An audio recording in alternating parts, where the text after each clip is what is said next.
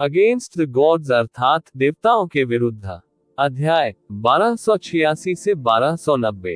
नमस्कार, आप कहानी में खो जाएं उससे पहले चैनल को सब्सक्राइब करें और नोटिफिकेशन ऑन करें। धन्यवाद। अध्याय 1286। शादी के पीछे का सच। मेरे पिता द्वारा मेरी मां को वापस लाने के 2 साल बाद उन्होंने फ्लोटिंग क्लाउड सिटी में शादी कर ली। हालांकि मेरे पिता को कभी भी मेरी मां का असली इतिहास नहीं पता था, लेकिन इसके कारण उन्हें कभी भी उनके प्रति कोई जटिलता या आपत्ति महसूस नहीं हुई। तीसरे वर्ष में वे एक साथ थे, उन्होंने मुझे पा लिया। चौथे वर्ष में उनके पास युवा नबा था। 7वें वर्ष में मेरी मां को अचानक एक रात में अपनी गहन शक्ति और अपनी यादें दोनों वापस आ गईं। उसके बाद वह चली गई, मेरे पिता को छोड़कर, युवा नबा और मुझे भी छोड़कर। वह अपने और मेरे पिता के बीच विवाह के नियत बंधन को पूरी तरह से तोड़कर एक हृदयहीन दृढ़ संकल्प के साथ चली गई थी। वह अपने साथ कुछ भी नहीं ले गई। इसके बजाय वह मेरे पिता को चाहती थी। वह चाहती थी कि हम उसके बारे में हमेशा के लिए भूल जाएं और कभी भी उसकी तलाश न करें। यहाँ तक कि जब उसने अब ये शब्द कहे, तब भी यू चे को जिया क्विंग्यू के गहरे दुख का एहसास हो रहा था। उसने बोलने से पहले एक हल्की आह भरते हुए कहा, किंग्यू। जब उसने ये चीजें की तो वह संवेदनहीन या हृदयहीन नहीं थी। ऐसा इसलिए था क्योंकि उसके पास छोड़ने के अलावा कोई विकल्प नहीं था। अन्यथा जिस क्षण उसकी आभा का पता चला, यह आप सभी के सिर पर एक बड़ी आपदा ला देगा। वह महिला जो उसका सच्चा प्यार थी, वह महिला जिसके बारे में उसने पूरे ब्रह्मांड के सामने भव्य रूप से घोषणा की थी कि वह उसकी भावी देव साम्राज्य बनने वाली थी, वह किसी और की पत्नी बन गई थी। और यहाँ तक कि उसने अपनी भूलने की बीमारी के कारण उस आदमी के साथ 2 बच्चों को भी जन्म दिया था। कोई भी व्यक्ति ऐसा नहीं था जो इस तरह के परिणाम का सामना करने पर अपना संयम बनाए रख सके। जितना अधिक वह यू वगो से प्यार करता था, उतना ही अधिक वह पागल हो जाता था। इस तथ्य के बारे में कुछ भी नहीं कहना कि वह चंद्रमा भगवान सम्राट भी था। उसके द्वारा पाए जाने पर लगभग निश्चित रूप से उसके द्वारा जिया होनई और यहाँ तक कि जिया क्विंग्यू और जिया युवानबा की भी हत्या कर दी जाएगी। इस प्रकार उसके पास छोड़ने के अलावा कोई विकल्प नहीं था और वह कभी वापस भी नहीं लौट पाएगी। मुझे पता है, जिया क्विंग्यू ने उदास स्वर में कहा, लेकिन इसके अलावा मेरे पालक पिता के प्रति उसकी भावनाएं भी थी और उसका अपराध बोध भी था। यू चे, मेरी माँ ने मुझे बताया कि उन्होंने मेरे पिता के साथ जो 7 साल बिताए, वह ऐसा समय था जब वह बहुत सुरक्षित और खुश महसूस करती थी। मेरे पिता उससे प्यार करते थे और वह भी वास्तव में मेरे पिता से प्यार करती थी। उन वर्षों में उसने कभी भी उन खोई हुई यादों को वापस पाने के बारे में नहीं सोचा था। वास्तव में वह डरी हुई भी थी। डर था कि उसकी पुनः जागृत यादें उसकी वर्तमान शांति और खुशी को चकनाचूर कर देंगी। लेकिन जैसे ही उसे अपनी सारी यादें वापस मिली, सब कुछ उलट-पुलट हो गया। उद्धरण चिन्ह ... उद्धरण चिन्ह। यू चे केवल चुपचाप सुन रहा था, लेकिन उसे भी एक भारी दमघोंटू अनुभूति महसूस हुई। चंद्रमा देवता सम्राट यू वगो से प्यार करते थे। उसने उसकी वजह से कोई और उपपत्नी नहीं ली थी। उसने उसके लिए गॉड एम्प्रेस पैलेस बनवाया था। उसने उसे यू वगो नाम दिया था। उसे अपनी मून गॉड महारानी बनाने की योजना बनाई थी। पूरे ब्रह्मांड में उसकी भव्य घोषणा की थी। उसके कारण स्टार गॉड दायरे के साथ उसके सभी रिश्ते पूरी तरह से टूट गए थे। जिया होनई भी यू वगो से बहुत प्यार करती थी। जिन 7 वर्षों में यू वगो ने अपनी ताकत और यादें खो दी थीं, वे 7 वर्ष ऐसे थे जब वह सबसे कमजोर और सबसे शक्तिहीन थी। उस समय के दौरान यह जिया होनई ही थी जो इस सब में उसके साथ थी, और उसने जिया होनई से शादी भी कर ली थी और उसके साथ उसके 2 बच्चे भी थे। यू वगो निस्संदेह एक भाग्यशाली आत्मा थी जिसे उसके जीवन में 2 ऐसे पुरुष मिले जो उससे पूरी आत्मा से प्यार करते थे। लेकिन जैसे ही उसकी यादों पर से कोहरा हटा, ये सब हृदय विदारक क्रूरता में बदल गया। उसे एक विकल्प चुनना था। जिया होनई को चुनने से वह यू हुआ के साथ हमेशा और हमेशा के लिए गलत हो जाएगी, और इससे जिया होनई और उसके 2 बच्चों के सिर पर एक भारी विपत्ति भी आ जाएगी। जिया हुनई को छोड़ने का मतलब ये होगा कि वह अपने पति और बच्चों को फिर कभी नहीं देख पाएगी। ये सचमुच सबसे क्रूर निर्णय था। इसके अलावा वह जानती थी कि अब उसके पास युगुया को दोबारा चुनने की योग्यता नहीं है। उसके संबंध में उसके पास केवल उसका अपराधबोध और उसकी शर्म ही बची थी। इतने वर्षों पहले हमें छोड़ने का निर्णय लेने के बाद मेरी माँ वास्तव में ईश्वर लोक में वापस नहीं लौटी, बल्कि वह एक शांत और एकांत जगह, मरने की जगह की तलाश में थी, क्योंकि उसे लगता था कि उसका अपना अस्तित्व ही मेरे परिवार के लिए विपत्ति लाएगा। और जहां तक पालक पिता की बात है, तो उसे कभी भी उनसे मिलने में शर्म महसूस होती थी दोबारा। यू चे, उसने स्पष्ट रूप से कुछ भी गलत नहीं किया था, फिर भी वह किसी तरह सबसे बड़ी पापी बन गई थी। युन चे ने अपने दिल में दुख की गहरी आह भरी, लेकिन अंत में उसने अपना जीवन समाप्त करना छोड़ दिया और चंद्रमा देव क्षेत्र में लौट आई, क्योंकि वह आखिरी बार मेरे पालक पिता को देखना चाहती थी, या शायद उसे लगा कि सबसे अच्छा होगा कि वह मेरे पालक पिता के हाथों मर जाए। लेकिन भले ही उसने खुद को नहीं मारा और पालक पिता ने उसे नहीं मारा, वास्तव में उसके पास ज्यादा समय नहीं बचा था। युन चे उन शब्दों पर थोड़ा चौंक गया। आप कह रहे हैं कि आपकी माँ? वह जिया क्विंग्यू ने युन चे को अपने अंदर के गहरे दर्द को न देखने देने के लिए धीरे से अपनी आंखें बंद कर ली, जब से वह इतने वर्षों पहले गंभीर रूप से घायल हुई थी और अपनी सारी शक्ति खो दी थी। उसकी जीवन शक्ति वास्तव में हर साल खत्म होती जा रही थी।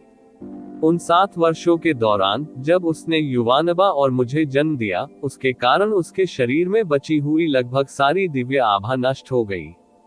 वास्तव में जब उसने अंततः अपनी गहरी ताकत और यादें अचानक वापस पा ली, तो यह वास्तव में एक मरते हुए सूरज की अंतिम शानदार उत्कर्ष के समान था। उद्धरण चिन्ह ... उद्धरण चिन्ह। यू चे उन शब्दों से पूरी तरह से स्तब्ध रह गया। उसके पास इसके जवाब में कहने के लिए कोई शब्द नहीं थे। जिया क्विंग्यू की मां का शारीरिक गठन हमेशा कमजोर था, और यह एक ऐसी बात थी जिसके बारे में शायद पूरा फ्लोटिंग क्लाउड सिटी जानता था। इतने साल पहले जिया हुनई ने इस बात का जिक्र किया था, और उन्होंने ये भी बताया था कि उनका शरीर बेहद कमजोर है, और जब उनकी हालत गंभीर होती थी तो उनके लिए चलना भी मुश्किल हो जाता था। जब वह जिया क्विंग्यू को जन्म दे रही थी, तब उसका जन्म भी कठिन हो गया था, और जब जिया क्विंग्यू का जन्म हुआ, तो उसका पूरा शरीर बर्फीला ठंडा था और उसकी आभा बेहद कमजोर थी। यदि जियो यंग ने उसे बचाने के लिए अपनी पूरी ताकत नहीं लगाई होती, तो शायद उस जन्म के दौरान उसकी जान चली गई होती। इसके अलावा यह इस कारण से भी था कि जिया क्विंग्यू की उसके जन्म के समय से ही जियो चे से सगाई हो गई थी। उस आखिरी घटना के साथ जिया हुनई ने यू वगो के प्रस्थान के बारे में जनता को जो कारण बताया, वह ये था कि उनका निधन कमजोर शारीरिक गठन और गंभीर बीमारी से हुआ था। ये कुछ ऐसा था जिस पर किसी को भी संदेह करने का कोई कारण नहीं था। मेरी माँ मूल रूप से चुपचाप मून गॉड दायरे में लौट आई थी, लेकिन कुछ अजीब कारणों से उसे अन्य लोगों द्वारा खोजा गया। इसने आग में घी डालने का काम किया और मेरे पालक पिता की प्रतिष्ठा को बहुत नुकसान पहुंचाया। मेरी माँ ने मूल रूप से सोचा था कि पालक पिता उससे नफरत करेंगे और नाराज होंगे, या शायद खुद ही उसे मार डालेंगे, लेकिन उसने आगे बढ़ने से पहले धीरे से एक सांस खींची। उसने मेरी माँ से कहा, निर्दोष और असीम, एक प्रतिज्ञा थी जो उसने ली थी, जो जीवन भर रहेगी। और ऐसा इसलिए नहीं था क्योंकि उसके पास स्टेनलेस दिव्य शरीर था, और न ही इसलिए क्योंकि उसके पास स्टेनलेस दिव्य शरीर था। अपवित्र हो जाओ। उसके लिए उसका फिर से वापस लौट पाना सबसे बड़ा आशीर्वाद था जो स्वर्ग ने उसे दिया था। यू चे, वे सिर्फ खोखले और खोखले शब्द नहीं थे।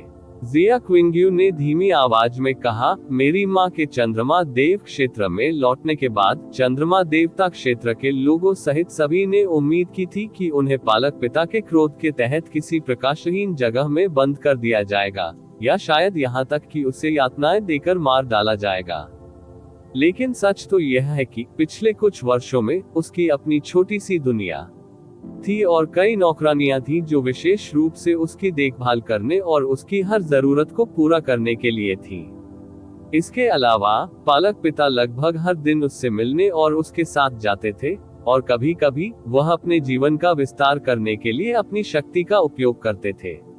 उन्होंने मेरी मां के शरीर पर मून गॉड दायरे में सर्वोत्तम औषधीय छर्रों का उपयोग करने में भी संकोच नहीं किया। अगर यह सब नहीं होता तो मेरी मां बहुत पहले ही इस दुनिया से चली गई होती, और मैं भी निश्चित रूप से उन्हें दोबारा नहीं देख पाता। युन चे उन शब्दों से गहराई से हिल गया था। यही वह क्षण था जब चंद्रमा देवता सम्राट के बारे में उनकी धारणा पूरी तरह से बदल गई। इतने वर्षों पहले हुए यू वगो मामले के कारण चंद्रमा देवता सम्राट को इतना बड़ा अपमान झेलना पड़ा था कि यू चे, जो बहुत लंबे समय तक पूर्वी दिव्य क्षेत्र में नहीं थे, को भी इसके बारे में पता था। वास्तव में इस घोटाले को मून गॉड क्षेत्र के इतिहास का सबसे बड़ा घोटाला भी कहा जा सकता है। आदमी कितना भी सहनशील क्यों ना हो, कोई नहीं ऐसा अपमान आसानी से सहन कर सकता है। किसी राजा क्षेत्र का सम्राट तो बिल्कुल भी नहीं। उनके लिए अपना सारा गुस्सा और नाराजगी युवकों पर उतारना कुछ ऐसा था जो वास्तव में दुनिया की नजर में पूरी तरह से उचित और स्वाभाविक था। भले ही ये लोग स्पष्ट रूप से जानते थे कि यह युवकों की गलती नहीं थी, फिर भी चंद्रमा देवता सम्राट ने लौटे युवकों के साथ वैसा ही व्यवहार किया जैसा उसने शुरुआत में किया था। युन चे ने अपने दिल की जांच की और उसने खुद से पूछा कि क्या वह वैसा कर सकता है जैसा चंद्रमा देवता सम्राट ने किया था यदि वह अपने स्थान पर होता। मेरी मां के जाने के बाद मेरे पिता अगले वर्ष के दौरान कई बार बीमार महसूस करते थे और वह अक्सर चुपचाप रोते थे। वह पूरे दिन बैठा रहता था और मेरी मां की तस्वीर को देखता रहता था।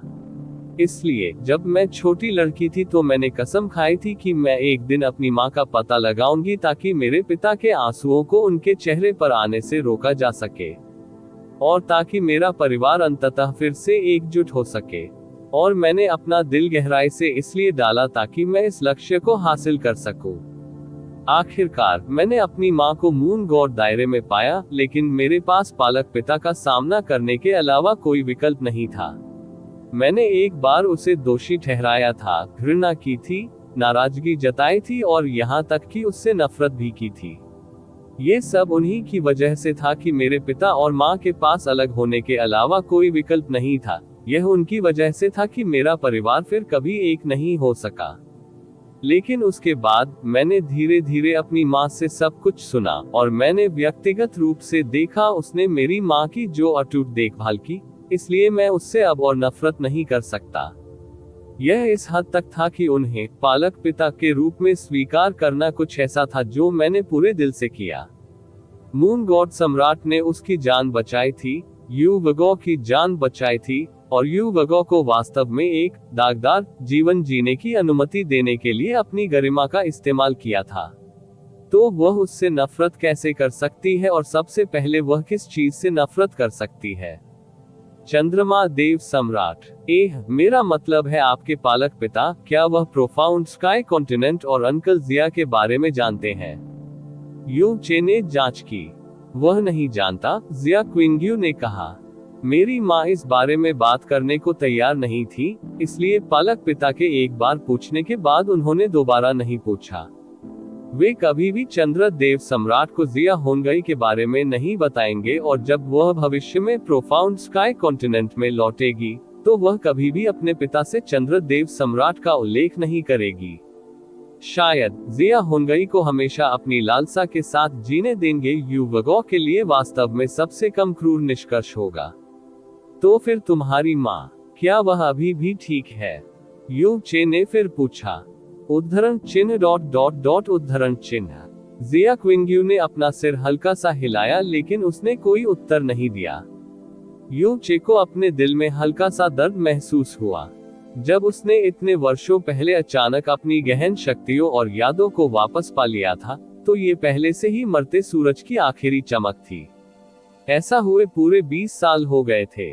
यदि चंद्रमा देव क्षेत्र के अतुलनीय विशाल संसाधनों और चंद्रमा देवता सम्राट की उसके प्रति अदम्य उदारता के लिए नहीं, अगर यह किसी अन्य स्थान पर होता, तो यह संभवतः यू वगो था इस बिंदु तक बने रहने में सक्षम नहीं होता। लेकिन ऐसा लगता है जैसे युवगो की जीवन शक्ति लगभग पूरी तरह से खत्म हो गई थी, और यहाँ तक कि स्वयं चंद्रमा देवता सम्राट भी स्थिति को उलटने में असमर्थ थे।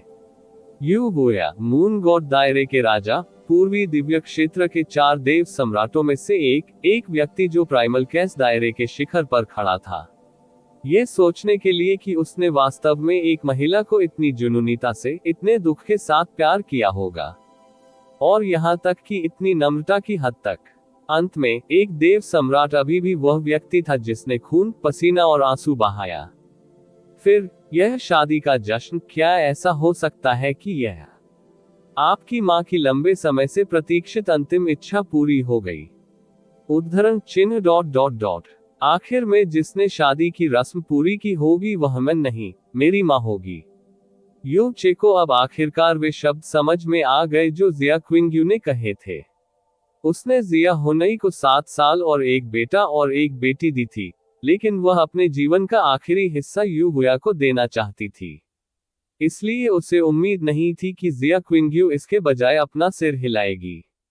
क्या आप जानते हैं कि पालक पिता जानबूझकर मुझे शादी समारोह से ठीक पहले अपना चेहरा दिखाने की अनुमति क्यों देते हैं? जिया क्विंग्यू ने पूछा। उन शब्दों ने युन चे को थोड़ा परेशान कर दिया। इससे कोई फर्क नहीं पड़ता कि यह ईश्वर क्षेत्र था या निचला क्षेत्र, इससे कोई फर्क नहीं पड़ता कि यह किस प्रकार का विवाह समारोह था, दुल्हन वह हमेशा अपना चेहरा ढक लेती थी, चाहे वह बड़े लाल घूंघट का उपयोग करना हो या जेड मोतियों के पर्दे का। इसके अलावा जब वे अंततः अपने दुल्हन कक्ष में प्रवेश करते थे तभी दूल्हा इस आवरण को उतारता था। कम से कम 3 विवाह समारोहों में वह हिस्सा रहा था, उस समय के अलावा जब लिटिल डेमन महारानी ने उससे अपने घर में शादी की थी। अन्य 2 समारोह ऐसे ही थे। कैजी N.0 वेल्बन। लेकिन जिया क्विंग्यू ने शादी समारोह शुरू होने से पहले ही भीड़ को अपना चेहरा दिखा दिया था। उस समय मून गॉड सम्राट, स्टार गॉड सम्राट के शब्दों से उत्तेजित हो गया था, इसलिए उसने जिया क्विंग्यू को बाहर आने और खुद को उपस्थित सभी लोगों को दिखाने के लिए कहा था। अब जब उसने इसके बारे में सोचा तो ऐसा लगा जैसे ऐसा जानबूझकर किया गया। ये जानबूझकर किया गया था? यू चे ने पूछा। हाँ, ऐसा इसलिए किया गया ताकि उपस्थित सभी लोग मेरी आभा, विशेषकर ग्लेज्ड ग्लास की मेरी आभा को याद रख सके। इसके अलावा यही एकमात्र मौका होना चाहिए था जब मैंने अपना चेहरा दिखाया था। विवाह समारोह शुरू होने के बाद मैंने अपनी आभा को अस्थायी रूप से अपनी मां के शरीर पर प्रदर्शित करने और उसे ढकने की अनुमति देने के लिए मून स्टार प्रतिस्थापन कला का उपयोग किया होगा। उसके बाद मेरी मां और मेरे पालक पिता शादी की रस्म पूरी करेंगे। जब चंद्रमा देवता सम्राट जिया क्विंग्यू को उसकी तैयारियां पूरी करने की याद दिलाने के लिए व्यक्तिगत रूप से वैनिशिंग मून सेलेस्टियल पैलेस में गए थे, तो यह उन्हें मून स्टार सब्स्टिट्यूशन का उपयोग करने के लिए तैयार होने के लिए कहने के लिए था। युन चे का दिल इन शब्दों से बहुत प्रभावित हुआ। भले ही चंद्रमा देवता सम्राट स्वयं बहुत अधिक इच्छुक थे, फिर भी वह सार्वजनिक रूप से युवगो से दोबारा शादी करने में असमर्थ थे, क्योंकि वह अभी भी चंद्रमा देवता क्षेत्र के राजा थे। युवगो की अंतिम इच्छा को पूरा करने के लिए वह केवल असहाय होकर इस गुप्त चाल का उपयोग कर सका, और शायद यह उसकी सबसे बड़ी इच्छा भी थी। उसी समय, क्योंकि जिया क्विंग्यू के पास ग्लेज्ड ग्लास का दिल था, वह उन वर्षों पहले चंद्रमा भगवान सम्राट द्वारा महसूस किए गए अपमान को दूर कर सकती थी, और वह ब्रह्मांड में भव्य रूप से घोषणा भी कर सकती थी कि चंद्रमा भगवान क्षेत्र को प्राप्त होगा आज के दिन से स्वयं स्वर्ग की सुरक्षा। इतने वर्षों पहले मून गॉड सम्राट को जो अपमान झेलना पड़ा था वह युवगो के कारण था, और युवगो की बेटी के रूप में जिया क्विंग्यू निस्संदेह मदद करने के लिए पूरी तरह से तैयार थी। आप ऑडियो बुक्स 108 देख रहे हैं। धोखेबाजों से सावधान रहें। लेकिन अगर यही बात थी तो उसने अभी अपना सिर क्यों हिलाया? और उसने अभी ये क्यों कहा कि यह विवाह समारोह केवल बाकी दुनिया को देखने के लिए नहीं था, बल्कि यह चंद्रमा देव क्षेत्र के लिए और भी अधिक लक्षित था? उसी समय मैं उस अपमान को भी दूर कर सकता हूँ जो पालक पिता ने मेरे हॉट ऑफ ग्लेज्ड ग्लास के कारण वर्षों पहले सहा था, जबकि मेरी माँ को अपने दिल के सबसे बड़े बोझ से मुक्ति पाने की अनुमति दी थी। जिया क्विंग्यू के नर्म शब्दों ने यू चे के विचारों को प्रतिबिंबित किया, लेकिन उसने आगे जो कहा उससे वह बेहद हैरान हो गया। लेकिन ये सब पूरी तरह से शादी समारोह के बारे में नहीं था। दूसरा महत्वपूर्ण लक्ष्य मुझे सही और उचित तरीके से चंद्रमा देवता सम्राट का उत्तराधिकारी बनने की अनुमति देना था। अध्याय 1287 स्वर्ग द्वारा प्रदत्त विकल्प तुम्हें सफल होने की अनुमति देने के लिए। चंद्रदेव सम्राट यू चे एक बार फिर जिया क्विंग्यू के शब्दों से चकित रह गया। क्यों? चंद्रदेव सम्राट के अपने बेटे और बेटियां थे, उनके 11 अन्य चंद्र देवता थे। तो वह वास्तव में जिया क्विंग्यू को क्यों चाहेगा, जो कुछ साल पहले ही मून गॉड दायरे में आया था, वह मून गॉड सम्राट के रूप में अपना पद संभाले। इसके अलावा इस तथ्य को सामने लाए बिना कि वह केवल उनकी पालक बेटी थी, उसकी गहन ऊर्जा आभा से पता चला कि वह केवल दिव्य आत्मा क्षेत्र के प्रारंभिक चरण में थी और वह यू चे से भी अधिक मजबूत नहीं थी। तो दो शब्दों भगवान सम्राट की तुलना में, जिसकी आभा अकेले स्वर्ग और पृथ्वी को दबा सकती है, ये कुछ ऐसा था जिसे बिल्कुल भी एक साथ नहीं रखा जा सकता था। क्या ऐसा इसलिए हो सकता है क्योंकि उसके पास ग्लेज्ड ग्लास का दिल था? चंद्रमा देव क्षेत्र का अस्तित्व किस प्रकार का था? ये पूर्वी दिव्य क्षेत्र के 4 राजा क्षेत्रों में से एक था, लगभग 10 लाख वर्षों के इतिहास और विरासत वाला एक क्षेत्र। जिया क्विंग्यू का मून गॉड क्षेत्र के साथ कोई रक्त संबंध या गहरा रिश्ता नहीं था। तो वे उसे मून गॉड सम्राट कैसे बनने दे सकते थे क्योंकि उसके पास ग्लेज्ड ग्लास का दिल था? ये बस विशाल चंद्रमा देव क्षेत्र को पार करने के समान था। बाहरी व्यक्ति क्या ये पूरी तरह से निरर्थक और हास्यास्पद धारणा नहीं थी? इसके कई कारण हैं, जिया क्विंग्यू ने कहा। पहला कारण मेरे ग्लेज्ड ग्लास के दिल के कारण है। दूसरा मेरे 9 प्रोफाउंड एक्सक्लूसिव बॉडी के कारण है। तीसरा कारण ये हो सकता है कि मैं अपनी माँ की बेटी हूँ। लेकिन सबसे महत्वपूर्ण कारण यह है कि पालक पिता के पास कोई अन्य विकल्प नहीं था। युन चे उन शब्दों को सुनने के बाद और भी घबरा गया। मैं ग्लेज्ड ग्लास के दिल के बारे में बात समझ सकता हूँ। अतीत में शाश्वत स्वर्ग क्षेत्र एक राजा क्षेत्र बन गया क्योंकि इसे स्थापित करने वाले पूर्वज के पास ग्लेज्ड ग्लास का दिल था। यदि आप चंद्रदेव सम्राट बन जाते तो शायद ये चंद्रदेव क्षेत्र को तथाकथित स्वर्ग की सुरक्षा प्राप्त करने की अनुमति देता। लेकिन राजा क्षेत्र इतने मजबूत क्यों है? इसका मुख्य कारण प्रत्येक राजा क्षेत्र के भीतर अद्वितीय विरासतों का अस्तित्व है। ये विरासतें सुनिश्चित करती हैं कि इन राजा क्षेत्रों के पास उच्चतम स्तर की शक्ति है और वे अपनी शक्ति को गहराई से स्थापित करते हैं। जिया क्विंग्यू ने बोलना जारी रखा। इसके अलावा, यदि आप चंद्रमा देवता की शक्ति की पहचान प्राप्त करना चाहते हैं और विरासत प्राप्त करना चाहते हैं, तो किसी को या तो बहुत उच्च जन्मजात प्रतिभा या पर्याप्त अनुकूलता की आवश्यकता होगी। यह एक बात थी जिसके बारे में युनचे को लंबे समय से पता था। स्टार गॉड दायरे के स्टार देवता और मून गॉड दायरे के चंद्रमा देवता एक ही थे। मेरे पालक पिता को सबसे मजबूत चंद्रमा देवता ZQ की चंद्रमा देवता शक्ति विरासत में मिली। हालांकि पालक पिता की सभी संतानों में से एक भी बच्चा ऐसा नहीं है जिसके पास चंद्रदेव शक्तियों में से किसी एक की मान्यता प्राप्त करने की योग्यता हो। तो ये स्वाभाविक था कि कोई भी ऐसा नहीं था जो उसकी ZQ की दिव्य शक्तियों को प्राप्त कर सके। हालांकि मेरी 9 प्रोफाउंड एक्सक्विजिट बॉडी मुझे किसी भी प्रकार की शक्ति के लिए एकदम उपयुक्त होने की अनुमति देती है। पालक पिता ने कहा कि मैं उनकी एकमात्र पसंद थी और मैं वह आदर्श पसंद थी जो स्वर्ग ने उन्हें प्रदान की थी। युन चे ने अपनी भौहें सिकोड़ते हुए हैरान स्वर में कहा, क्या ऐसा हो सकता है कि आपके पालक पिता चंद्रदेव सम्राट बनकर थक गए हो? इसके अलावा कोई ऐसा व्यक्ति जो उसकी शक्ति के अनुकूल हो सकता है, अंततः उसके वंशजों के बीच प्रकट हो सकता है, तो वह ऐसा निर्णय लेने के लिए इतना उत्सुक क्यों था? उद्धरण चिन्ह ... उद्धरण चिन्ह। जिया क्विंग्यू ने विलाप की उदास आह भरी। काफी देर बाद वह धीरे से फुसफुसाए, क्योंकि पालक पिता का समय इसमें भी बहुत कुछ नहीं बचा है। युन चे उन शब्दों से स्तब्ध रह गया और उसने आश्चर्यचकित स्वर में उत्तर दिया, आपने क्या कहा? जिया क्विंग्यू की आंखें धुंधली हो गईं क्योंकि वे धुंधली हो गईं। वह जानती थी कि उसका जाना वास्तव में क्या दर्शाता है। उसने अपने पालक पिता की सारी गरिमा को पूरी तरह से नष्ट कर दिया था, उसकी आशाओं को नष्ट कर दिया था और अपनी मां और उसकी अंतिम इच्छा को नष्ट कर दिया था। वह जानती थी कि वह जीवन भर अपने पालक पिता के प्रति महसूस किए गए अपराध बोध से घिरी रहेगी। लेकिन अगर उसने वह नहीं किया होता जो उसने किया, तो इससे युन चे के साथ भी अन्याय होता जो मृतकों में से वापस आ गई थी। आज ही उसे आखिरकार सचमुच समझ में आया कि इतने वर्षों पहले जब उसने अपना निर्णय लिया था तो उसकी मां के लिए ये कितना कष्टदायक था। इससे कोई फर्क नहीं पड़ता कि उसने किसे चुना, ये गलत होगा।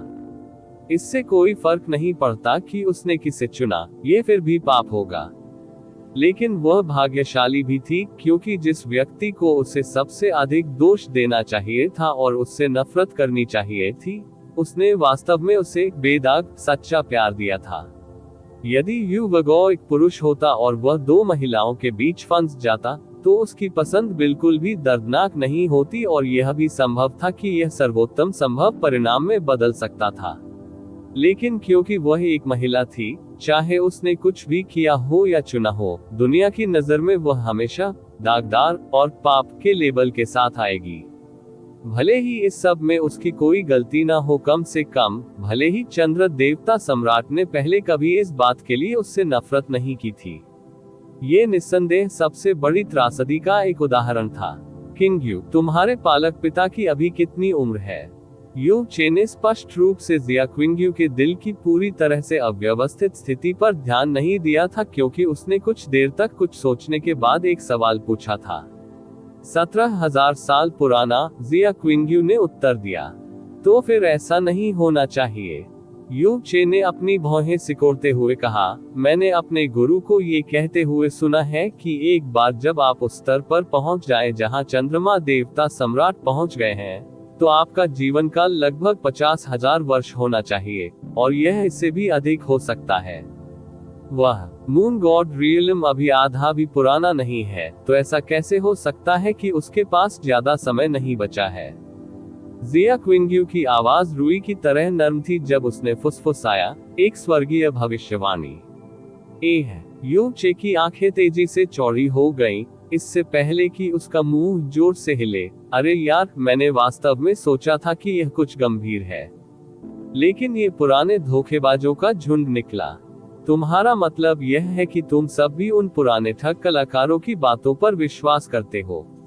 यह स्वाभाविक रूप से अकारण नहीं था कि युन चे को यकीन था कि स्वर्गीय रहस्य क्षेत्र बुरे ठगों के झुंड से भरा हुआ था।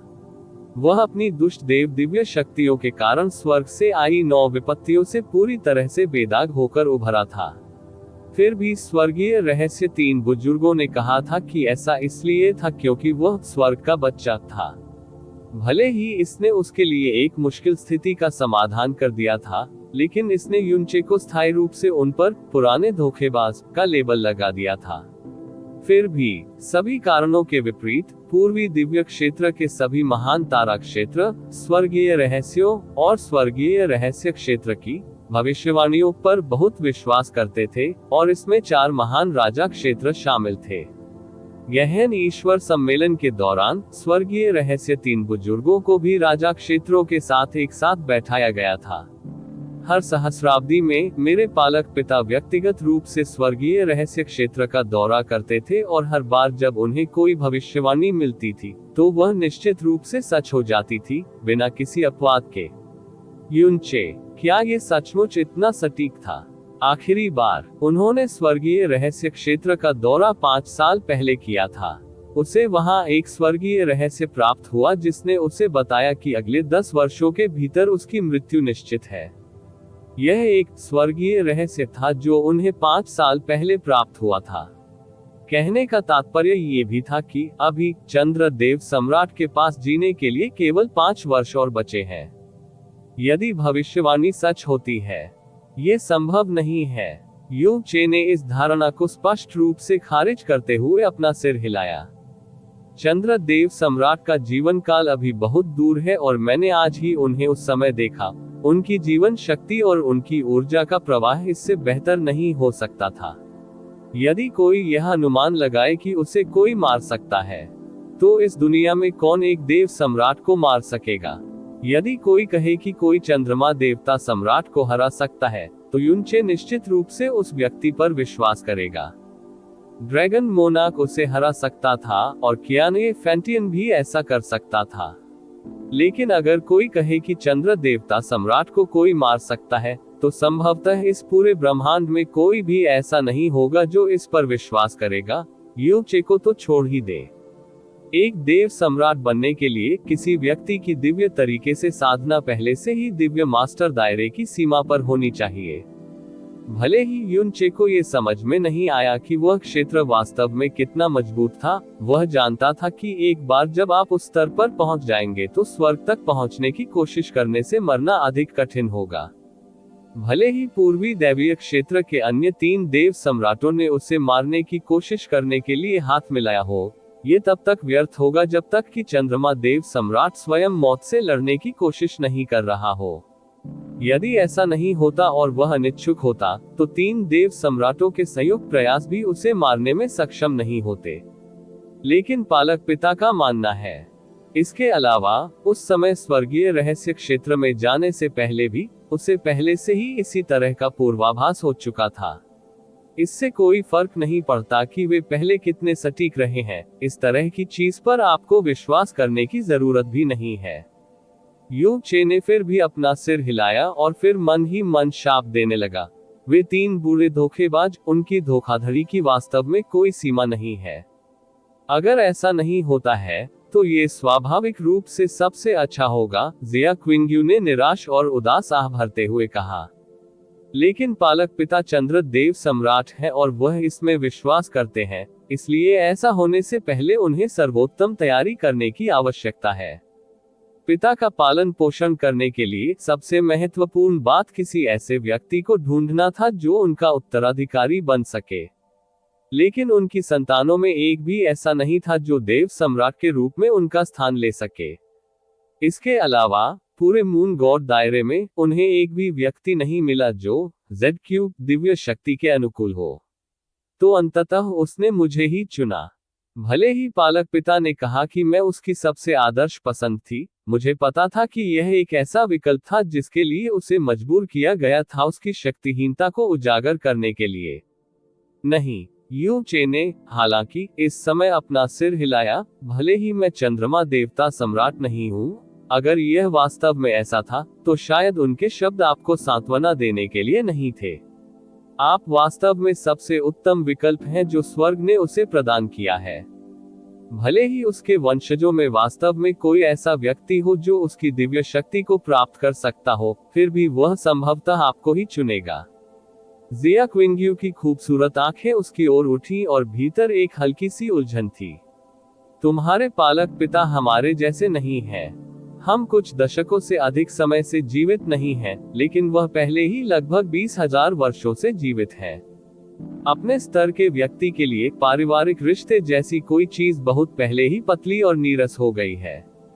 उनके लिए सबसे महत्वपूर्ण चीज निस्संदेह चंद्रमा देव क्षेत्र है, जिसके लिए उन्होंने अपना पूरा जीवन समर्पित कर दिया है। चंद्र देव सम्राट के रूप में उनके हृदय में चंद्र देव क्षेत्र का अस्तित्व निस्संदेह बाकी सभी चीजों से कहीं अधिक है। उद्धरण चिन्ह ... उद्धरण चिन्ह। युनचे के शब्द कुछ ऐसे थे जिन्हें जिया क्विंग्यू भी अच्छी तरह से समझती थी। उसकी संतानों में कोई उपयुक्त उत्तराधिकारी नहीं है, इसलिए वह वास्तव में अन्य चंद्र देवताओं में से किसी एक को क्षेत्र राजा की उपाधि हस्तांतरित कर सकता है। लेकिन उनकी Z³ दिव्य शक्ति न केवल सबसे मजबूत है, बल्कि यह एक ऐसी शक्ति है जो जीवन भर उनके साथ रही है।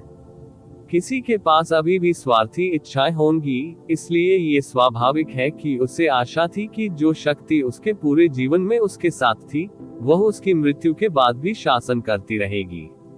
इसके अलावा, यदि आप वास्तव में इसे विरासत में प्राप्त कर सकते हैं और इसे पूरी तरह से प्राप्त कर सकते हैं, तो आपके पालक पिता निश्चित रूप से अत्यधिक खुशी से भर जाएंगे।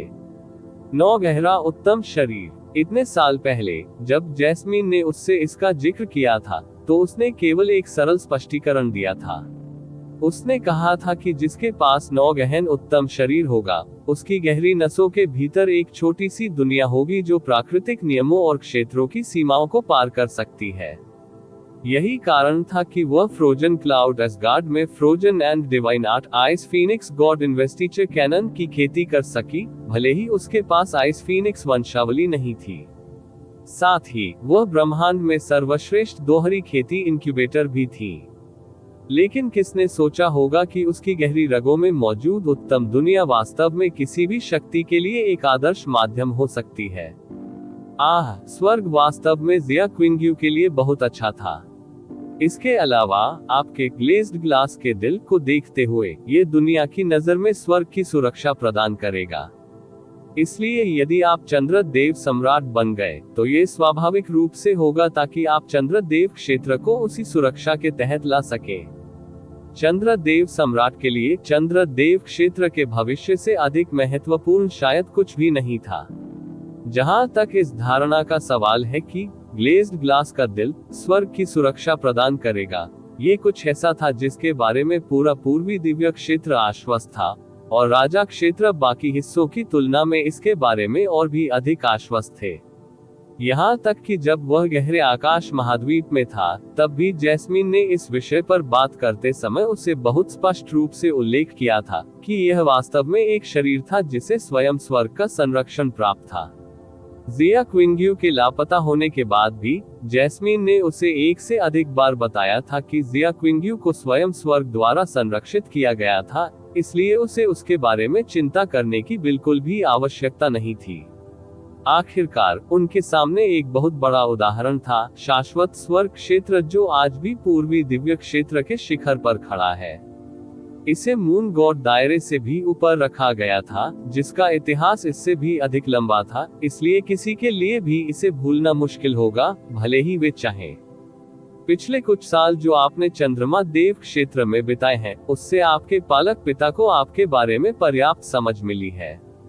शायद इन सभी चीजों के बीच इसका एक हिस्सा आपकी माँ के लिए उसकी भावनाओं के कारण है, लेकिन ये केवल एक छोटा सा हिस्सा होना चाहिए। उसकी दिव्य शक्ति की विरासत और चंद्र देव क्षेत्र का भविष्य उसके लिए सबसे महत्वपूर्ण चीजें हैं। तो उसके लिए आप वास्तव में अधिक उत्तम विकल्प हैं जो उसे स्वर्ग द्वारा प्रदान किया गया है। उद्धरण चिन्ह उद्धरण चिन्ह। जिया क्विंग्यू बहुत देर तक चुप रही, मानो वह चुपचाप यूचे के शब्दों पर विचार कर रही हो। इस समय यूचे अब पूरी तरह से समझ गया कि जिया क्विंग्यू ने ऐसा क्यों कहा था। यह विवाह समारोह मून गॉड क्षेत्र के लोगों के लिए अधिक गवाह था। भले ही वह वास्तव में ZQ दिव्य शक्ति को पूरी तरह से प्राप्त कर सकती थी और उसके पास ग्लेज्ड ग्लास का दिल भी था जो चंद्रमा देव क्षेत्र पर स्वर्ग की सुरक्षा प्रदान कर सकता था, लेकिन उसकी स्थिति ने उसे चंद्रमा का सम्राट बनने के लिए बिल्कुल अयोग्य बना दिया। ईश्वर क्षेत्र। चंद्रमा देवता सम्राट के बेटे और बेटियां थीं। चंद्रमा देवता क्षेत्र में एक राजकुमार था, अन्य चंद्रमा देवता और कई अलग अलग गुट थे। यदि किसी को इन सभी चीजों को छोड़कर एक पालक पुत्री को सिंहासन सौंपना है जो चंद्रदेव क्षेत्र में पैदा नहीं हुई थी और जिसे कोई भी नहीं समझता था, भले ही यह स्वयं चंद्रदेव सम्राट के आदेश पर हो, तो यह निश्चित रूप से एक अत्यंत तीव्र और हिंसक आपत्ति और अस्वीकृति को उकसाएगा जो पूरे क्षेत्र को हिला देगा। विशेष रूप से चंद्रमा देवता क्राउन प्रिंस से NOVAL लेकिन अगर उन्हें अपना पद चंद्र देव महारानी को हस्तांतरित करना होता तो ये पूरी तरह से अलग बात होती। हालांकि अभी भी प्रतिरोध और आपत्तियां होंगी, ये निस्संदेह अन्य परिदृश्य की तुलना में 10 या शायद 100 गुना से भी कम होगी। बात बस इतनी सी थी। किंग्यू युनचे ने अचानक कहा, चंद्रमा देवता सम्राट, एक राजा क्षेत्र का राजा, कुछ ऐसा है जिसके बारे में ज्यादातर लोग सपने में भी नहीं सोच सकते।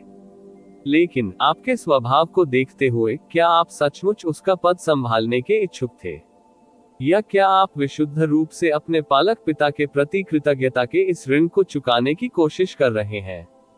जिया क्विंग्यू ने कहा, मैं पालक पिता की इच्छाओं के खिलाफ नहीं जाना चाहता था, लेकिन इसका कुछ हिस्सा वास्तव में मेरी अपनी इच्छा थी। यू चे इससे स्तब्ध रह गया। जिया क्विंग्यू की आंखें गहरी और उदास हो गईं, उसके लंबे पतले बाल हल्के से उसके सुगंधित कंधों और छाती पर गिर रहे थे। लुप्त चंद्रमा आकाशीय महल की उज्ज्वल रोशनी ने उसके स्वप्निल परी जैसे चेहरे को रोशन कर दिया। अपने पूरे जीवन में मैंने सब कुछ गहरे रास्ते में डाल दिया था, इसलिए मैंने उन सीमाओं को देखने का भी सपना देखा था जहां गहरा रास्ता मुझे ले जा सकता है। मूल रूप से, भले ही मैं जीवन भर मेहनत करता रहूं, फिर भी मैं उस लक्ष्य को पूरा नहीं कर पाऊंगा। लेकिन अगर मुझे पालक पिता की दैवीय शक्ति विरासत में मिली, तो मैं रातों रात यह इच्छा पूरी कर सकूंगा। पिछले कुछ वर्षों में मैंने अपने प्रियजनों के चले जाने का अनुभव किया है, मेरे संप्रदाय पर आई विपत्ति का अनुभव किया है, और अनगिनत अवसरों पर मैंने लगभग अपना जीवन खो दिया है। इसलिए मैं पहले से ही पूरी तरह से समझता हूं कि इस दुनिया में कमजोर होने का क्या मतलब है।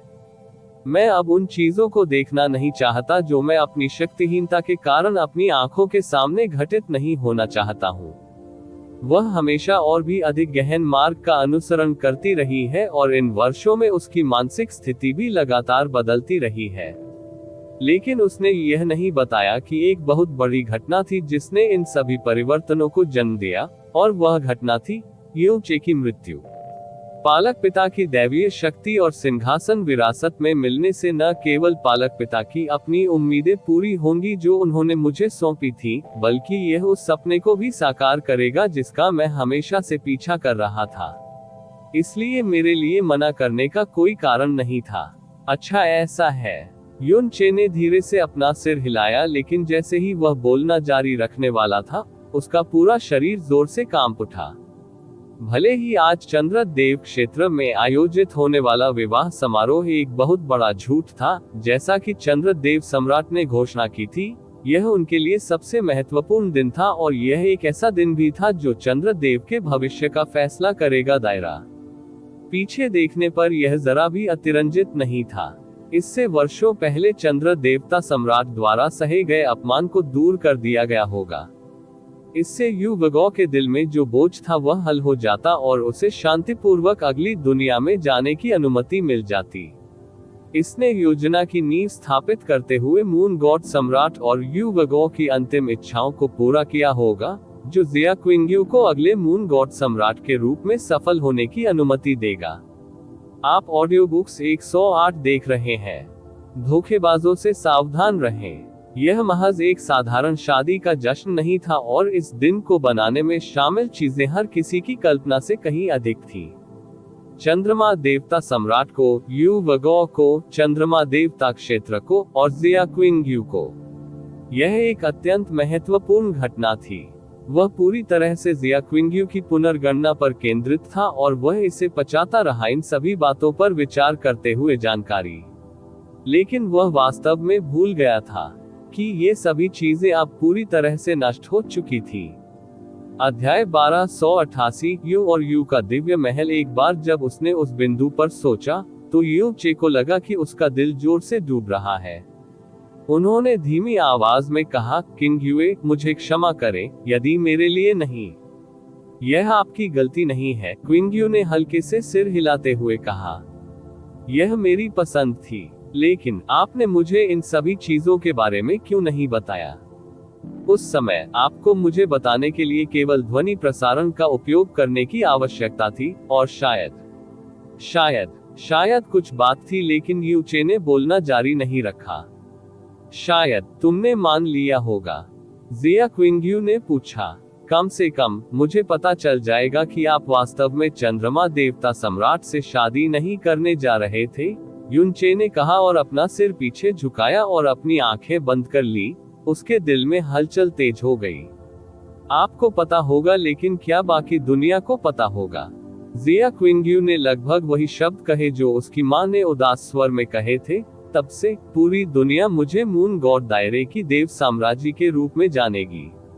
भले ही ये केवल एक खोखला शीर्षक था, भले ही स्टार गॉड सम्राट ने उपस्थित सभी लोगों को यह नहीं बताया कि आप और मैं पति पत्नी हैं, भले ही यह बात कभी भी सामने नहीं आएगी, क्या आप सचमुच ऐसा कर पाएंगे?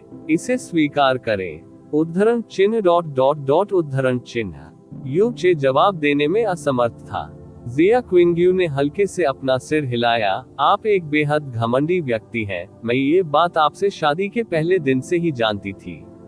आज आपने पालक पिता के सामने ही उसके 2 बेटों की जमकर पिटाई कर दी। क्या इसका उद्देश्य मुझे आपके हृदय में व्याप्त क्रोध और आक्रोश को देखने देना नहीं था? क्विंग्यू, तुम्हें दोषी महसूस करने की जरूरत नहीं है और तुम्हें यह महसूस करने की जरूरत भी कम है कि मुझ पर तुम्हारा कुछ बकाया है। यदि आप आसपास नहीं होते, तो गॉड एम्प्रेस की उपाधि महज एक खोखली होती, जो पालक पिता और मुझे हमारे दिल की इच्छाओं को साकार करने की अनुमति देती। लेकिन चूंकि तुम अभी भी आसपास हो, तो मैं अब भी तुम्हारी पत्नी हूँ। एक तरफ उसके पालक पिता और माँ थे, दूसरी तरफ युन चे था जो कहीं से प्रकट हो गया था।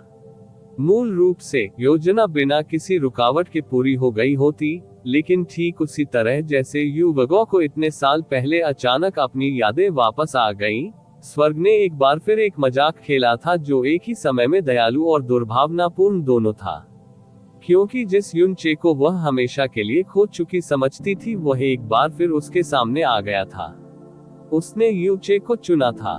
उसने इस बारे में सोचा भी नहीं था, क्योंकि उस समय उसका दिमाग पूरी तरह से उथल पुथल में डूब गया था और वह मूल रूप से किसी भी चीज पर विचार करने में असमर्थ थी। अब भी वह नहीं जानती थी कि उसने यू चे को क्यों चुना था। पूरा पूर्वी दिव्य क्षेत्र वहां एकत्र हो गया था, इसलिए इस विवाह समारोह को रोकना या पछतावा करना अब संभव नहीं था। जब उसने चंद्रमा देवता सम्राट से लुप्त चंद्रमा आकाशीय महल के लिए कहा था, तब उसने गॉड एम्प्रेस की उपाधि से बचकर खुद भाग जाने की इच्छा जताई थी। और एक बार जब चंद्रमा देवता सम्राट का क्रोध कम हो गया था, तो वह समझाने के लिए वापस आई थी और अपने पापों का प्रायश्चित करती है। लेकिन जब स्टार गॉड सम्राट ने उपस्थित सभी लोगों को विवाह अनुबंध का खुलासा किया था और यू चे ने भी इसे स्वीकार कर लिया था, तो उसके पास यू चे को अपने साथ लाने के अलावा कोई अन्य विकल्प नहीं बचा था। अन्यथा चंद्रमा देवता सम्राट ने निश्चित रूप से युन चे को मार डाला होता जब वह क्रोध से उन्मत्त हो जाता, चाहे वह कोई भी हो। युन चे इससे बुरी तरह हिल गया था। उसने चुपचाप खुद से यह सवाल पूछा था, यदि जिया क्विंग्यू वास्तव में किसी से शादी नहीं करने जा रहा था और यह एक दिखावटी विवाह था जो केवल शीर्षक और नाम में सच था, तो क्या वह वास्तव में खुद को इसे स्वीकार करने के लिए मजबूर कर सकता था? लेकिन दूसरी तरफ उसके पालक पिता की गरिमा और सबसे महत्वपूर्ण उम्मीदें और उसकी अपनी मां की अंतिम इच्छाएं थी। फिर भी उसने उसे चुना था। उसने पालक पिता को त्याग दिया, जिसके प्रति वह कृतज्ञता का एक बड़ा ऋणी थी, अपनी मां को त्याग दिया और चंद्रदेव क्षेत्र को भी त्याग दिया। तो अब दिल का खून जिसने उसके चांद के वस्त्र को दाग दिया था, वह पहले की तुलना में और भी अधिक चमकदार और दिल को छेदने वाला था। वे पति पत्नी थे और वे तब से थे जब वे 16 वर्ष के थे। लेकिन अब जब उसने इसके बारे में सोचा, तो इतने सालों में उसने उसके लिए वास्तव में क्या किया था? उसे एक के बाद एक प्रेमी मिल गए थे और उसके बाद उसने कैंग्यू से शादी भी कर ली थी और लिटिल डेमन महारानी से शादी कर ली थी आगे। और कब उसने कभी उससे, अपनी असली पत्नी से, इस तरह की चीजों के बारे में पूछा था? और कब उसने कभी उसकी भावनाओं के बारे में एक भी विचार किया था? उसने हमेशा सोचा था कि जिया क्विंग्यू का ध्यान केवल गहन रास्ते पर चलने पर था और वह पति पत्नी के रूप में उनके रिश्ते को नजरअंदाज करते हुए हमेशा उससे जानबूझकर दूरी बनाए रखती थी। लेकिन आज ही उसे एहसास हुआ कि जो व्यक्ति वास्तव में इस रिश्ते को नजरअंदाज कर रहा था, वह वही था। उसे अचानक सांस लेने में कठिनाई होने लगी, लेकिन युन चे आगे बढ़ा और उसने जिया क्विंग्यू को पीछे से हल्के से गले लगा लिया। जिया क्विंग्यू के शरीर में हल्की सी कंपकंपी हुई, लेकिन उसने उसके आलिंगन से मुक्त होने के लिए संघर्ष करने की कोशिश नहीं की। उसका शरीर अभी भी बर्फ जैसा ठंडा महसूस कर रहा था, क्योंकि उसके पालक पिता और उसकी अपनी मां को त्यागने से पैदा हुई पीड़ा ने उसके दिल को तबाह कर दिया था, जिससे वह दर्द की खाई में चली गई थी। लेकिन यू चे की वास्तविकता को अपने साथ महसूस करने के बाद उसका दिल धीरे धीरे शांत होने लगा। उसने अपनी आंखें बंद कर ली और ऐसे बोली जैसे वह सपने में बात कर रही हो। पिछले कुछ वर्षों में मुझे हमेशा ऐसा महसूस हुआ है कि मैं एक भ्रामक सपना देख रही हूँ, जब तक मैंने तुम्हें फिर से नहीं देखा। उसके संप्रदाय को आपदा का सामना करना पड़ा और अगले ही पल उसने खुद को पूरी तरह से अजीब और विदेशी दुनिया में पाया। वह अकेली थी और हर व्यक्ति, हर चीज, हवा का हर झोंका और रेत का हर कण उसके लिए अजनबी था। वह किसी को नहीं जानती थी, उसकी मदद करने वाला या उसका साथ देने वाला कोई नहीं था। सब कुछ ऐसा प्रतीत होता है कि वह गहरे आकाश महाद्वीप में बस यादें बनकर रह गई है, एक ऐसी जगह जहां वह कभी वापस नहीं लौट पाएगी। वे नर्म और महत्वहीन प्रतीत होने वाले शब्द असीम अकेलेपन और दुख की बात कर रहे थे। हालांकि वह इस जगह पर अपनी मां को ढूंढने और उनके साथ जाने में सक्षम थी, फिर भी उसके साथी के रूप में केवल अकेलापन ही था। जब युनचे प्रकट हुई तभी उसे लगा जैसे वह सपने से जाग गई हो। वास्तव में यह उस हद तक था जहां उसे वास्तव में ऐसा महसूस होता था कि वह अभी भी जीवित है। किंगयू, इसके बाद तुम मेरे साथ रहोगे? युनचे ने चुपचाप उसे और भी कसकर गले लगा लिया। इस बार जो हुआ उसके लिए मैं आपके साथ वापस जाऊंगा और चंद्रमा भगवान सम्राट और आपकी मां से क्षमा मांगूंगा। नहीं, जिया क्विंगयू ने अपना सिर हिलाया। मैंने पहले ही कहा था कि यह आपकी गलती नहीं है। मैं अकेले ही उनसे माफी मांगने वापस आऊंगा। चूंकि आप अभी भी मुझे अपने पति के रूप में पहचानती हैं, तो अगर किसी को किसी चीज का प्रायश्चित करना होगा, तो ये स्वाभाविक है कि हम पति और पत्नी के रूप में अपने पापों का प्रायश्चित करें, युनचे ने फीकी मुस्कान के साथ कहा। जिया क्विंगयू ने फिर भी अपना सिर हिलाया। पालक पिता अब भी मुझे माफ कर सकते हैं।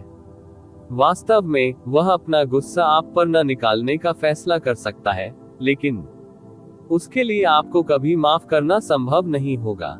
इसके विपरीत आपकी उपस्थिति ही उसके क्रोध को भड़काएगी। जिया क्विंगयू के शब्दों ने युनचे को स्तब्ध कर दिया और उसके बाद वह भारी चुप्पी में डूब गया। जिया क्विंगयू यू वगो की बेटी थी, उनकी पालक बेटी थी। इसलिए भले ही उसने बहुत बड़ी गलती की हो, फिर भी चंद्र देवता सम्राट के लिए उसे माफ करना संभव होगा। लेकिन वह युनचे चंद्रमा देवता सम्राट के लिए क्या था? जो कुछ भी हुआ था उसके लिए मुख्य अपराधी के रूप में उसकी खोज में पूरे पूर्वी दिव्य क्षेत्र की खोज न करना पहले से ही सीमा थी। तो किस आधार पर उसे चंद्रदेव सम्राट द्वारा क्षमा किया जाएगा? भले ही युनचे ने एक भी काम नहीं किया था। मेरे पालक पिता के गुस्से को शांत करने के लिए 2 दिन का समय पर्याप्त है। जिया क्विंगयू की आवाज नर्म और नम्र थी और उसने अपने दिल में आह भरी, एक ऐसी आह जिसे युनचे सुनने में असमर्थ होगा। तो अब से 48 घंटे बाद मैं तुम्हें अनंत स्वर्ग लोक में लौटा देगा। उसके बाद मैं पालक पिता से क्षमा मांगने के लिए चंद्रमा देव लोक में लौट आऊंगा। आपको मेरे बारे में चिंता करने की जरूरत नहीं है। पालक पिता ने हमेशा मेरे साथ ऐसा व्यवहार किया है जैसे कि मैं उनका अपना हूँ। वह मेरी निंदा भी नहीं करेंगे अधिकता से। आपको शाश्वत स्वर्ग दिव्य क्षेत्र के भीतर शांति से खेती करने पर ध्यान केंद्रित करना चाहिए। ये वास्तव में एक अत्यंत दुर्लभ अवसर है। भले ही उसने प्रोफाउंड गॉड कन्वेंशन पर कोई ध्यान नहीं दिया था, वह इस तथ्य के बारे में भी जानती थी कि स्वर्ग में चुने गए हजारों बच्चे शाश्वत स्वर्ग मोती में प्रवेश करेंगे। जैसे ही युनचे जवाब देने ही वाला था, वैनिशिंग मून सेलेस्टियल पैलेस अचानक किसी चीज से हिल गया और यहाँ तक कि भीतर की चमकदार रोशनी भी 1 सेकंड के लिए टिमटिमा गई। युनचे की भौहें झुक गईं क्योंकि उसने तेजी से जाने दिया। जिया क्विंगयू के पास जाओ, क्या चल रहा है? जैसे ही उसने ये शब्द कहे, उसने सामने प्रकाश के विशाल पर्दे से बाहर ब्रह्मांड के तारों वाले विस्तार में देखा और एक व्यक्ति को देखा जिसका पूरा शरीर सुनहरी रोशनी बिखेर रहा था और उनकी ओर दौड़ रहा था। वैनिशिंग मून सेलेस्टियल पैलेस की गति बेहद तेज थी, लेकिन सुनहरे रंग की यह आकृति वास्तव में उनके बीच की दूरी को धीरे धीरे कम करने में सक्षम थी। और आश्चर्यजनक रूप से जिस प्रभाव ने अभी जहाज को हिलाया वह वास्तव में उसका गहन ऊर्जा हमला था। वह गोल्डन मून गॉड यू वुजी हैं, जिया क्विंगयू ने कहा जब उसने प्रकाश के पर्दे से देखा। उसकी जेड में खतरे का कोई संकेत नहीं दिख रहा था। 12 चंद्रमा देवताओं में पालक पिता को छोड़कर वह उनमें सबसे तेज है। हालांकि वह हमें पकड़ नहीं पाएगा। जैसे ही उसने ये शब्द फुसफुसाए, जिया क्विंग्यू का बर्फीला हाथ पलटा और चांदनी की चमक के बाद पहले से ही बेहद तेजी से लुप्त हो रहे चंद्रमा सेलेस्टियल पैलेस ने वास्तव में अपनी गति को एक और पायदान बढ़ा दिया। तुरंत उनके बीच की दूरी कम नहीं हो रही थी और अगले ही पल वे वास्तव में धीरे धीरे और भी दूर बढ़ने लगे।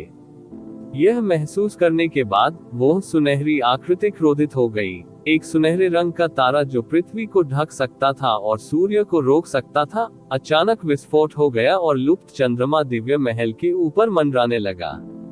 वेनिशिंग मून सेलेस्टियल पैलेस अभी भी पूरे ईश्वर क्षेत्र में सबसे अच्छे युद्धपोतों में से एक था, इसलिए जब इसे चंद्रमा देवता के स्तर पर शक्ति का सामना करना पड़ा, तब भी यह उत्कृष्ट रक्षात्मक क्षमताओं को प्रदर्शित करने में सक्षम था। उस सुनहरी गहन रोशनी के नीचे लुप्त चंद्रमा दिव्य महल हिल गया और कांपने लगा, और यहाँ तक कि यह थोड़ा भटक भी गया।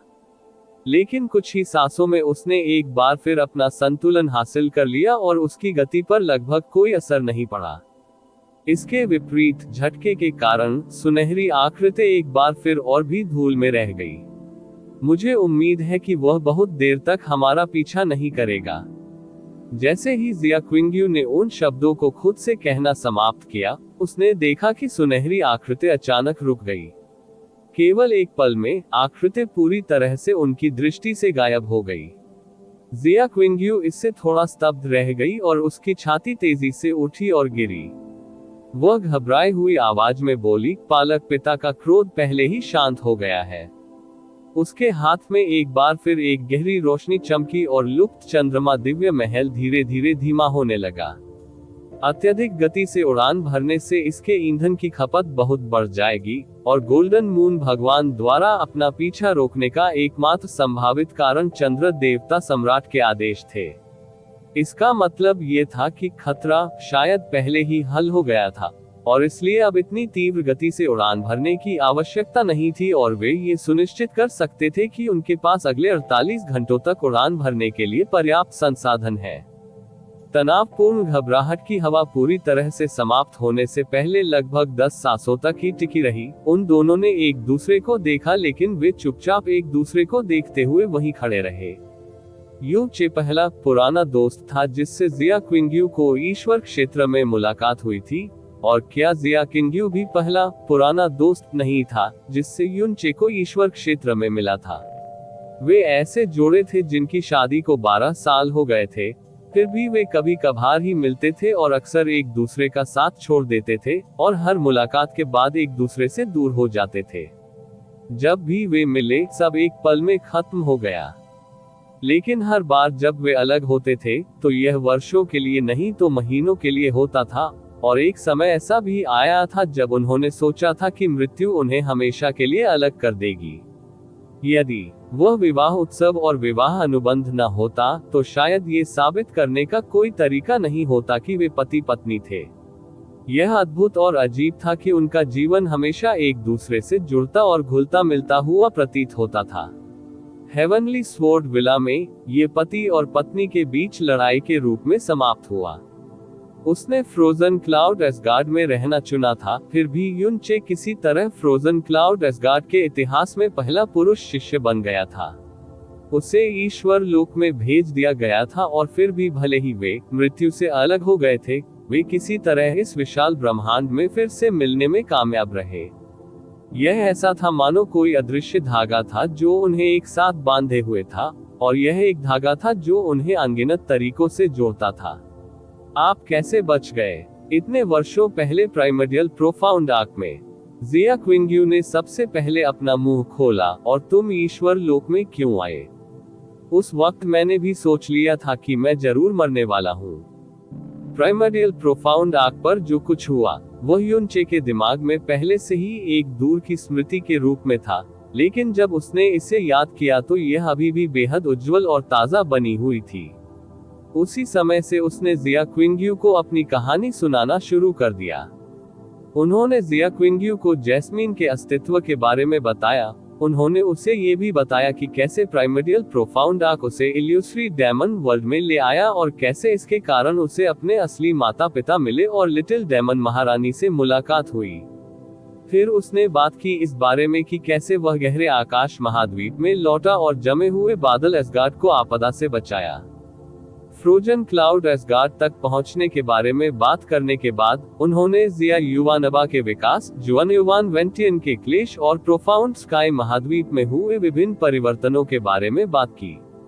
उस हिस्से तक जहां उन्होंने म्यू बिंगयुन का ईश्वर क्षेत्र तक पीछा किया और दिव्य बर्फ फीनिक्स संप्रदाय में स्वीकार किया गया था। ये पहली बार था कि उसने अपना दिल जिया क्विंग्यू के लिए इस हद तक खोला था। शायद ऐसा इसलिए था क्योंकि उसकी पसंद ने उसे बहुत प्रभावित किया था और प्रेरित किया था। किसने सोचा होगा कि जमे हुए बादल पूर्वज अभी भी इस दुनिया में थे। ये सोचने के लिए कि फ्रोजन क्लाउड एस्गार्ड का वास्तव में स्नो सॉन्ग दायरे के साथ इतना रहस्यमय रिश्ता था, जिया क्विंग्यू ने भावना से भरी आह के साथ कहा। पहले वर्ष में वही ईश्वर क्षेत्र में पहुंची थी। जिया क्विंग्यू को स्वयं चंद्रमा देवता सम्राट से पता चला था कि उसने जो फ्रोजन एंड डिवाइन आर्ट प्रदर्शित किया था वह स्पष्ट रूप से स्नो सॉन्ग दायरे का ice phoenix god investiture canon था। लेकिन वह स्वाभाविक रूप से यह कल्पना करने में असमर्थ थी कि यह रहस्यमय रिश्ता वास्तव में कितना अद्भुत और अद्भुत था। अगर हमें भविष्य में ऐसा करने का अवसर मिला तो मैं आपको पैलेस मास्टर बिंगयुन से मिलवाऊंगा। मू बिंगयुन के बारे में सोचते ही यू चे का दिल अनजाने में गर्म हो गया। पहले मैंने सोचा था कि पैलेस मास्टर बिंगयुन एक बेहद ठंडे दिल और उदासीन व्यक्ति थे, लेकिन बाद में ही मुझे पता चला कि वह जरा भी हृदयहीन नहीं थी। इसके विपरीत वह सबसे पवित्र, गर्मजोशीपूर्ण और सौम्य व्यक्ति थी जिनसे मैं अपने पूरे जीवन में मिला हूँ। इस बार मैंने निश्चित रूप से उसे एक बार फिर मेरे लिए चिंतित कर दिया है। आप ऑडियो बुक्स 108 देख रहे हैं। धोखेबाजों से सावधान रहें। इससे पहले कि वे ये जानते, लुप्त चंद्रमा दिव्य महल पहले ही पूर्वी दिव्य क्षेत्र से बाहर निकल चुका था और एक विशाल और असीम ब्रह्मांड में उड़ चुका था जिसे उन्होंने अभी तक खोजा नहीं था। रिपोर्ट अध्याय टिप्पणियां अध्याय 1289। अब आप बहुत बड़े हो गए हैं। एक बार जब किसी की साधना दैवीय मार्ग पर पहुंच गई तो उसका शरीर बिना किसी प्रभाव के अंतरिक्ष के शून्य में मौजूद रह सकता है। लेकिन ये पहली बार था कि युन चे ने वास्तव में ब्रह्मांड के तारों वाले विस्तार की यात्रा की थी। जैसे जैसे समय चुपचाप बीतता गया, दोनों लोग ये गिनती भूल गए कि वे कितने सितारों के पास से गुजरे हैं, जबकि लुप्त चंद्रमा सेलेस्टियल पैलेस आगे की ओर उड़ता रहा। तो ये पता चला है कि अतीत में आप जिन अजीब स्थितियों में खुद को पाते रहे थे, वे वास्तव में इसलिए थे क्योंकि स्वर्गीय वध सितारा भगवान आपके साथ थे। क्या आपके साथ जो चीजें हुई वे और भी अधिक अकल्पनीय नहीं थी? यू चे ने हल्की सी हंसी के साथ कहा, यह दुनिया बहुत बड़ी है, फिर भी कभी कभी यह बहुत छोटी होती है। इतने वर्षों पहले जब हमारी शादी हुई थी तब भी आप प्राथमिक गहन दायरे में ही थे। फिर भी 2 दशकों की छोटी सी अवधि में आप पहले ही पूर्वी दिव्य क्षेत्र के प्रदत्त ईश्वर नंबर 1 बन चुके हैं। उसने भावुक स्वर में बोलते हुए युन चे की ओर देखा। शायद तुम सच में वैसा ही हो जैसा वे कहते हैं। स्वर्ग की संतान, ये निश्चित रूप से मामला नहीं है। यू चे ने अपने हाथ को बेहद फुर्तीले ढंग से हिलाते हुए कहा। स्वर्ग का कौन सा बच्चा? क्लेश बिजली के वे नौद और स्पष्ट रूप से हताश और उन्मत्त रूप से उसे मौत के घाट उतारने की कोशिश कर रहे थे, लेकिन अंत में यह दुष्ट भगवान की ताकत के नीचे असहाय रूप से कांपने के अलावा कुछ नहीं कर सका क्योंकि यह शक्तिहीन रूप से नष्ट हो गया था। लेकिन दुनिया की नजरों में और स्वर्गीय रहस्य क्षेत्र के उन 3 पुराने ठगों के शब्दों के साथ यह ऐसा था जैसे कि 9 चरणों वाली बिजली की पीड़ा ने दुनिया के लिए स्वर्ग के बच्चे के जन्म की घोषणा की थी। पिछले कुछ वर्षों के दौरान क्या आपने कभी गहन आकाश में लौटने के बारे में नहीं सोचा है महाद्वीप? यू चे ने पूछा। एक भी पल या समय ऐसा नहीं था जब मुझे वापस लौटने का मन न हो, जिया क्विंग्यू ने आह भरते हुए कहा। लेकिन मेरी हिम्मत नहीं हुई। मुझे डर था कि पालक पिता अभी भी मेरे पिता से नाराज थे, और यहाँ तक कि प्रोफाउंड स्काई कॉन्टिनेंट से भी। उद्धरण चिन्ह डॉट डॉट डॉट उद्धरण चिन्ह। यू चे ने हल्के से सिर हिलाया और दिल में भारी आह भरी। वह अच्छी तरह से समझता था कि जिया क्विंग्यू क्या महसूस कर रहा था, क्योंकि कर के कारण वह घर लौटने में भी असमर्थ था। वे पुराने राक्षस नहीं थे जो पहले से ही हजारों वर्षों से जीवित थे, जो भावनाओं और भावनाओं जैसी चीजों के प्रति अधिक से अधिक उदासीन हो गए थे। तो फिर आपका क्या? जिया क्विंग्यू ने पूछा। मुझे अगले 2 वर्षों के भीतर वापस जाना था, लेकिन यू चे ने असहायता से अपना सिर हिलाया। मैंने बहुत बड़ा हंगामा खड़ा कर दिया है, इसलिए अब और मदद नहीं की जा सकती। मैं अगली बार शाश्वत स्वर्ग मोती में प्रवेश करूंगा, और वापस लौटने का अवसर खोजने का प्रयास करने से पहले मुझे कम से कम 3 साल इंतजार करना होगा। जब वे दोनों पहली बार ईश्वर क्षेत्र में पहुंचे थे, तो उन्होंने कभी नहीं सोचा था कि वे वास्तव में किसी तरह, कुछ ही वर्षों में, वास्तव में उस ऊंचाई तक पहुंचने में सक्षम होंगे जहां वे पूर्वी दिव्य क्षेत्र के भीतर बादलों को स्थानांतरित करने में सक्षम होंगे। साथ ही, इसने उन पर कई भारी बोझ और चिंताएं भी डाल दी थीं। अगर हमारे पास ऐसा अवसर है, तो आइए एक साथ वापस चलें, उसने जिया क्विंग्यू के चेहरे की तरफ देखते हुए धीरे से कहा। उद्धरण चिन्ह डॉट डॉट डॉट उद्धरण चिन्ह। जिया क्विंग्यू काफी देर तक चुप रही। आखिरकार उसने हल्के से सिर हिलाया। ठीक है। क्या मैं अब भी लौट सकता हूँ? उसने अपनी आंखें बंद कर ली और खुद को अपने दिल और आत्मा में नहीं ढूंढ पा रही थी। आज के फैसले ने यू चे की गरिमा की रक्षा की थी, फिर भी इसने उसे पालक पिता से मुंह मोड़ने का कारण बना दिया था, जिसके लिए वह कृतज्ञता का पहाड़ ऋणी है, और उसकी अपनी जन्म देने वाली माँ भी।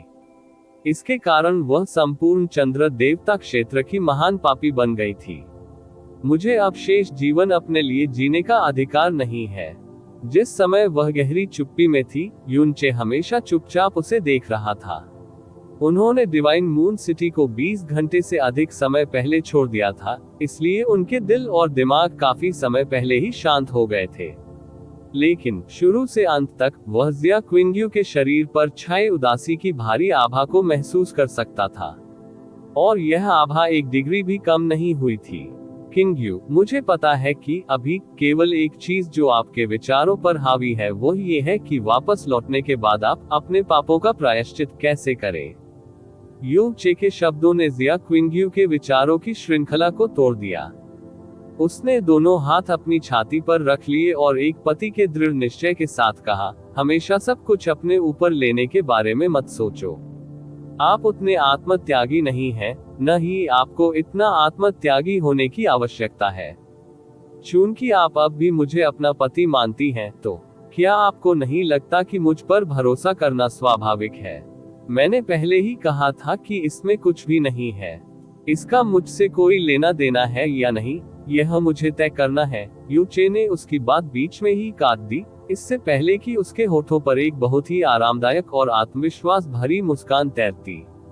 शायद आप चिंतित हैं कि चंद्रमा देवता सम्राट मुझे देखते ही एक ही थप्पड़ से मुझे मार डालेंगे, लेकिन यह मत भूलिए कि मुझ पर अभी भी स्वर्ग की संतान का ठप्पा लगा हुआ है। जब तक वह अपनी तर्कसंगतता की भावना को पूरी तरह से नहीं खो देता है, तब तक उसके इस हद तक जाने की संभावना नहीं है कि वह मामले को पहले स्पष्ट किए बिना मुझे जानबूझकर मार डाले। इसके अलावा मेरे पास एक योजना है जो न केवल उसके गुस्से को शांत करेगी, बल्कि उसे शांत भी करेगी। हो सकता है कि अंत में उसे मेरे प्रति कृतज्ञता महसूस हो। तो आपको पहले मुझे अनंत स्वर्ग क्षेत्र में लाने की आवश्यकता नहीं है। इसके बजाय यह मैं ही होगा जो सबसे पहले आपके साथ चंद्रमा देव क्षेत्र में जाएगा। उद्धरण चिन्ह प्रश्नवाचक चिन्ह उद्धरण चिन्ह।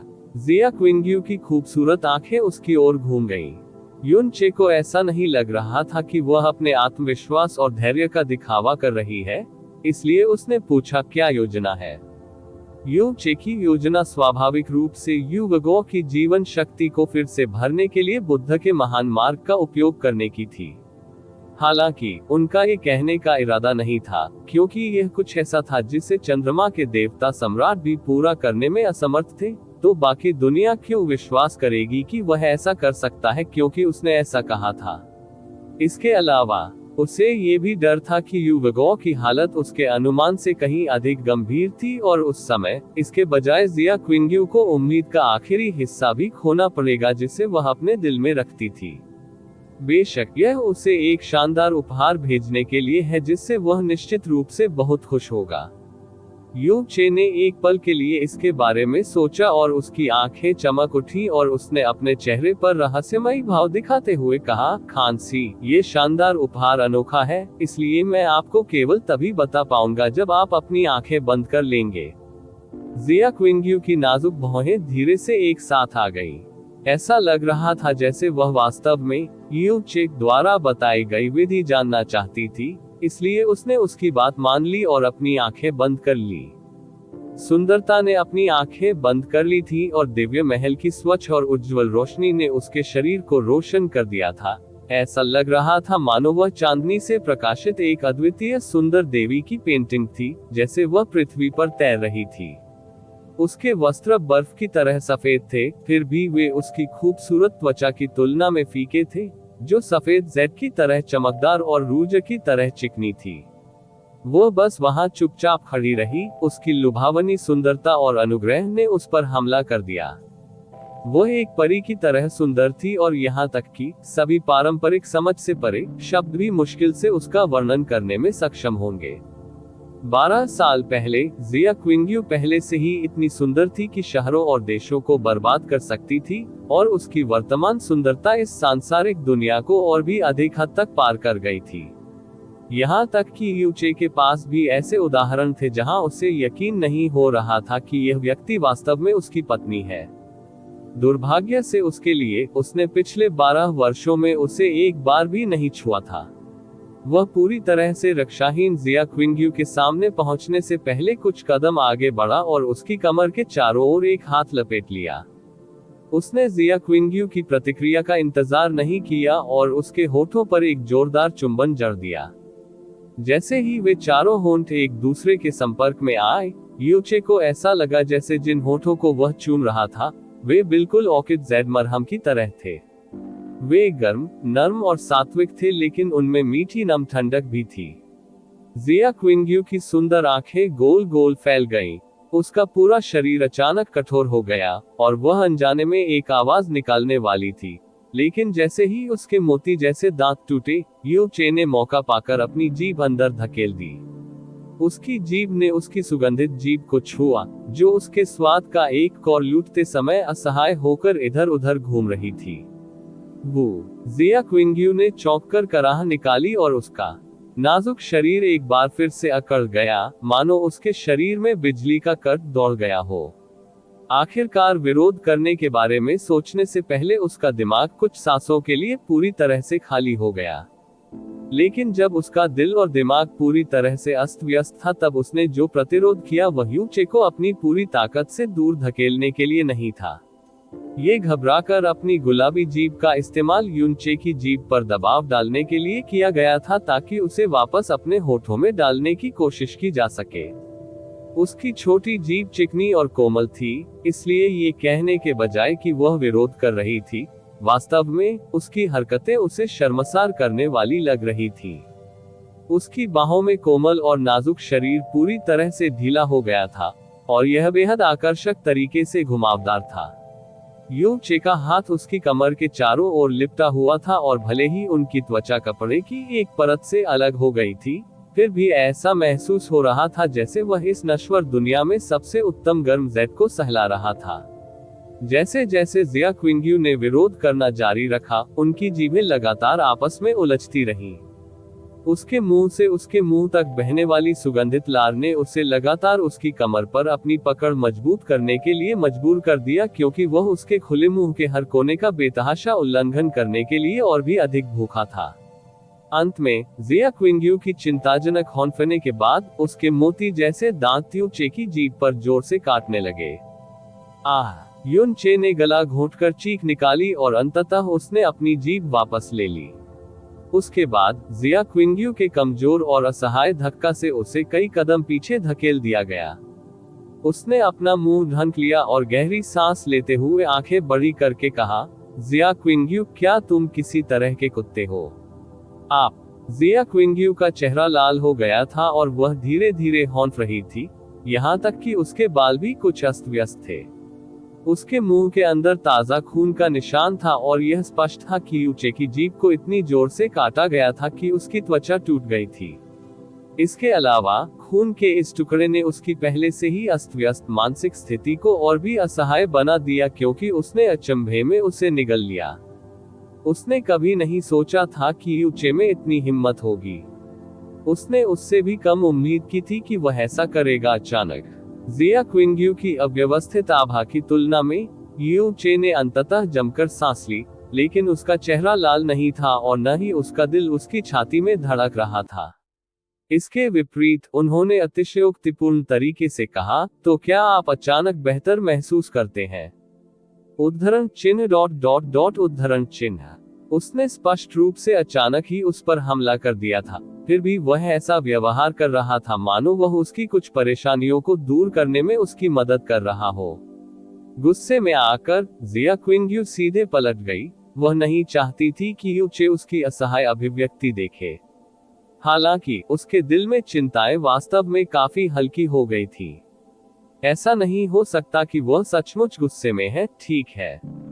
यूचे ने चुपचाप एक हल्की सी मुस्कुराहट बनाई और अपने दिल में चिल्लाया, 12 साल, 12 साल। आखिरकार मैंने उसे पहली बार चूमा, तो निस्संदेह मुझे उसे और अधिक तीव्रता से चूमना होगा। इसे संभवतः एक बड़ा कदम माना जा सकता है ना? जिया क्विंग्यू चुप रही। अगर यूचे उसके सामने खड़ा होता तो वह देखता कि उसकी छाती अभी भी जोर जोर से फूल रही थी। हम पहले से ही 12 साल से पति पत्नी हैं, लेकिन ये हमेशा केवल नाम के लिए ही रहा है। तो आप वास्तव में सिर्फ इस वजह से क्रोधित नहीं हो सकते, है ना? यूचे की आवाज काफी नर्म हो गई, क्योंकि यह थोड़ा इस्तीफा देने वाली लगने लगी, और यहाँ तक कि व्यथित भी। उद्धरण चिन्ह उद्धरण चिन्ह। जिया क्विंग्यू की छाती एक बार फिर उठी और गिरी। उसकी अभिव्यक्ति अंततः शांत होने लगी, लेकिन उसका मुंह और होंठ अभी भी यूचे के स्पर्श और उसके स्वाद की अनुभूति से भरे हुए थे। ये दूर नहीं जाएगा, चाहे कुछ भी हो जाए। यूचे की बातें सुनने के बाद उसे अपने दिल में कुछ अपराध बोध महसूस हुआ और उसने धीमी आवाज में कहा, मुझे क्षमा करें। मुझे अभी भी इसकी आदत नहीं है। कोई समस्या नहीं है, आप धीरे धीरे इसकी आदत डाल सकते हैं। यूचे ने तेजी से उत्तर दिया, लेकिन उसके बाद ऐसा लगा जैसे उसे एहसास हुआ कि ये शब्द उचित नहीं थे, इसलिए उसकी आवाज फिर से नर्म हो गई। मेरा मतलब था, इस उदाहरण के बाद यदि आप इच्छुक नहीं हैं, तो मैं निश्चित रूप से दोबारा ऐसा नहीं करूंगा। लेकिन क्या इसके बजाय मैं तुम्हें थोड़ी देर के लिए गले लगा सकता हूँ? यूचे के सावधान और कुछ हद तक दयनीय अनुरोध को सुनने के बाद जिया क्विंग्यू उस पर क्रोधित नहीं हो सका। इसके विपरीत उसका मन उसके प्रति ग्लानि से भर गया। हाँ, आखिर वह उसकी पत्नी थी। एमेन, उसने बेहद नर्म जवाब दिया, लेकिन वह पलटी नहीं। यूचे आगे बढ़ा और उसकी पीठ पर आ गया। उसकी बाहें उसकी कमर के चारों ओर लिपटी हुई थी और एक कोमल आलिंगन में थी। जिस क्षण उसकी बाहें उसके चारों ओर मुड़ने वाली थी, उसके मुंह का कोना टेढ़ा हो गया। उसके हाथ आसानी से ऊपर चले गए और उसने अपनी उंगलियां चौड़ी कर दी और उसने जिया क्विंग्यू की ऊंची छाती को मजबूती से पकड़ लिया। तुरंत उसके हाथ गहराई से दो बेहद मुलायम और भरे हुए तकियों में धंस गए। जब उसने ताकत का इस्तेमाल किया, तो नर्म और चिकने चंद्रमा के वस्त्र के खिलाफ समृद्ध और पूर्ण जेड मांस बाहर खड़ा हो गया, क्योंकि यह उसकी 5 उंगलियों पर फैल गया था। उसकी हथेलियां बस इसे पकड़ नहीं सकती थी। जिया क्विंग्यू का पूरा शरीर फिर से अकड़ गया। उसके बाद उसके चंद्रमा के वस्त्र भड़क उठे और एक विशाल शक्ति ने यूचे की छाती पर जोरदार हमला किया, जिससे वह दूर उड़ गया। अपने बट पर जोर से गिरने से पहले उसने हवा में कलाबाजी मारी, लेकिन यूचे ने तुरंत खड़े होने का विकल्प नहीं चुना। इसके बजाय वह बस वहीं बैठ गया और अपने हाथों को घूर रहा था, जो उसके चेहरे पर एक रहस्यमय अभिव्यक्ति के साथ हत्या करके अभी अभी निकले थे। उसके बाद उसने तेजी से अपना सिर उठाया और आश्चर्य से कहा, क्विंग्यू, तुम वास्तव में पहले से ही इतने बड़े हो। उन सभी वर्षों पहले 16 वर्षीय जिया क्विंग्यू पहले से ही नारीत्व में खिलना शुरू कर रही थी।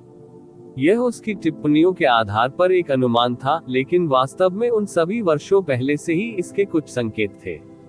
आप ऑडियो बुक्स 108 देख रहे हैं। धोखेबाजों से सावधान रहें। लेकिन अभी जो अनुभूति उसे महसूस हुई थी वह एक ऐसी अनुभूति थी जो अतुलनीय रूप से रसीली और भरी हुई थी। उसकी 10 उंगलियां गहराई तक धंस गई थी और ऐसा नहीं लग रहा था कि वह अंत तक पहुंच गया है। हालांकि उसने जो चांद सफेद लंबे वस्त्र पहने थे वे उसके शरीर पर ऐसे तैर रहे थे मानो वह कोई दिव्य परी हो, लेकिन वे असाधारण रूप से ढीले थे। इसलिए भले ही उसका वक्ष स्वर्ग की ओर ऊंचा था, यह बताना कठिन था। यू चे ने भी निश्चित रूप से इसके बारे में नहीं सोचा था, लेकिन कुछ वर्षों तक उसे न देखने के बाद जिया क्विंग्यू व्यावहारिक रूप से इतनी बड़ी हो गई थी कि उसकी तुलना म्यू जुवानेन से की जा सकती थी। यू चे, अरे मैंने अभी अभी मास्टर के बारे में क्यों सोचा? आप। जिया क्विंग्यू कई कदम पीछे हटती रही। उसकी बाहों ने अब चेतन रूप से उसके हिस्से का अगला भाग पकड़ रखा था, शरीर जिसका अभी अभी उल्लंघन किया गया था। उसका बर्फीला चेहरा घबराया हुआ और भ्रमित दोनों था। उसकी आंखें डरपोक और गुस्से के बीच झूल रही थी। कोमल छाती जो अभी अभी शांत होने लगी थी, एक बार फिर जोर जोर से हिलने लगी और उसकी हांफना कई गुना भारी हो गया था। इसके अलावा युन चे द्वारा अभी अभी कहे गए शब्दों से उसका दिल इतना भ्रमित हो गया कि वह लगभग अचंभित हो गई। जैसे ही वह उसे डांटने ही वाली थी, उसकी आंखें अचानक केंद्रित हो गईं और सामने प्रकाश के पर्दे पर टिक गईं। क्या वह है? रोशनी के पर्दे के भीतर दूर से एक फीकी सुनहरी रोशनी तेजी से उनके पास आ रही थी। रिपोर्ट अध्याय टिप्पणियां अध्याय 1290 विनाशक तारे वैनिशिंग मून सेलेस्टियल पैलेस की ईंधन खपत को कम करने के लिए जिया क्विंग्यू ने पहले ही जानबूझकर इसकी उड़ान की गति कम कर दी थी, लेकिन जिस गति से यह चल रहा था वह अभी भी बहुत तेज थी। फिर भी वह सुनहरी रोशनी जो प्रकाश के पर्दे में प्रकट हुई थी, न केवल करीब आ रही थी, बल्कि यह आश्चर्यजनक गति से ऐसा कर रही थी क्योंकि यह तेजी से इसके और लुप्त चंद्रमा दिव्य महल के बीच की दूरी को कम कर रही थी। जैसे ही प्रकाश के पर्दे पर प्रदर्शित प्रक्षेपण सुनहरी रोशनी पर जूम हुआ, जिया क्विंग्यू के हाथ में गहरी रोशनी चमकी और उस पर एक धुंधली मानव आकृति दिखाई दी। इसी क्षण युन चे भी आगे बढ़ा।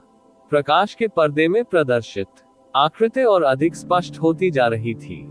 धीरे धीरे वह शानदार सुनहरे वस्त्र पहने एक महिला की छवि बनाने में सक्षम हो गया। उसका चेहरा स्पष्ट रूप से पंखों के आकार के सुनहरे मुखौटे से ढका हुआ था। वे सुनहरे वस्त्र, उस रसीले शरीर की अत्यंत सुंदर आकृतियां, और वह सुनहरा मुखौटा जिसने उसके चेहरे के आधे से अधिक हिस्से को ढक दिया था।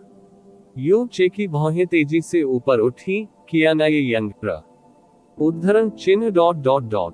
आप कह रहे हैं कि यह ब्रह्मा सम्राट देवी है? जिया क्विंग्यू ने हल्की भौहें सिकोड़ते हुए कहा, वह इस जगह पर क्यों होगी? देवलोक में ऐसा कोई नहीं था जिसने ब्रह्मा सम्राट देवी का नाम न सुना हो। लेकिन वे पहले ही पूर्वी दिव्य क्षेत्र छोड़ चुके थे, तो वह यहाँ क्यों दिखाई देंगी? क्या यह एक संयोग था? ये सही नहीं है, दो लोग हैं, यू चे ने अचानक कहा। जैसे जैसे वे करीब आते गए और उनकी आकृतियां स्पष्ट होती गईं, तभी यू चे ने देखा कि क्याने यंग र के पीछे एक भूरे रंग की आकृति थी। भूरे रंग के वस्त्र पहने वह बेहद पतला और कमजोर दिख रहा था।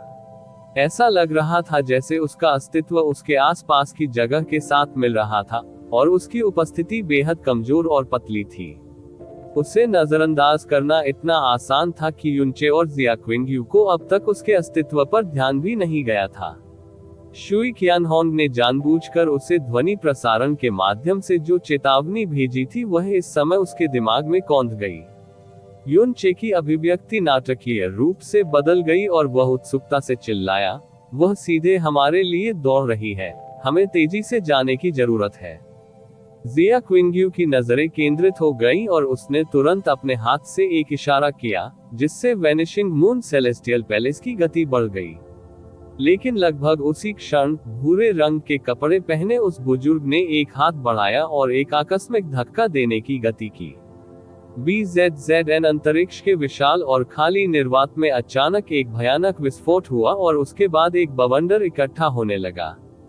ये बिल्कुल एक पौराणिक ब्रह्मांडीय तूफान की तरह था, क्योंकि इसने हजारों किलोमीटर की दूरी को हिंसक रूप से हिलाकर रख दिया था।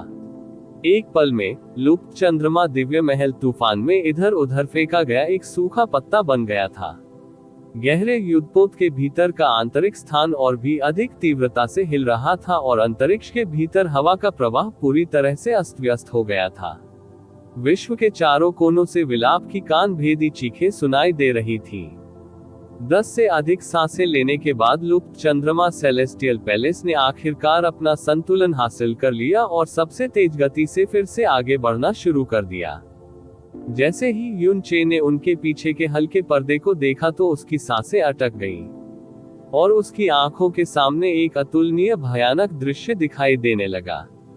यह उनके पूरे जीवन में देखा गया सबसे बड़ा और सबसे भयानक तूफान था।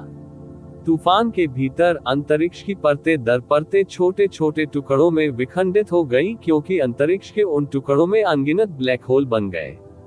पास में ही एक छोटा तारा भी था जो तूफान के कारण अपनी कक्षा से विमुख हो गया था, सक्षम होने के लिए अपने हाथ के झटके से उन्हीं तारों को हिला देना।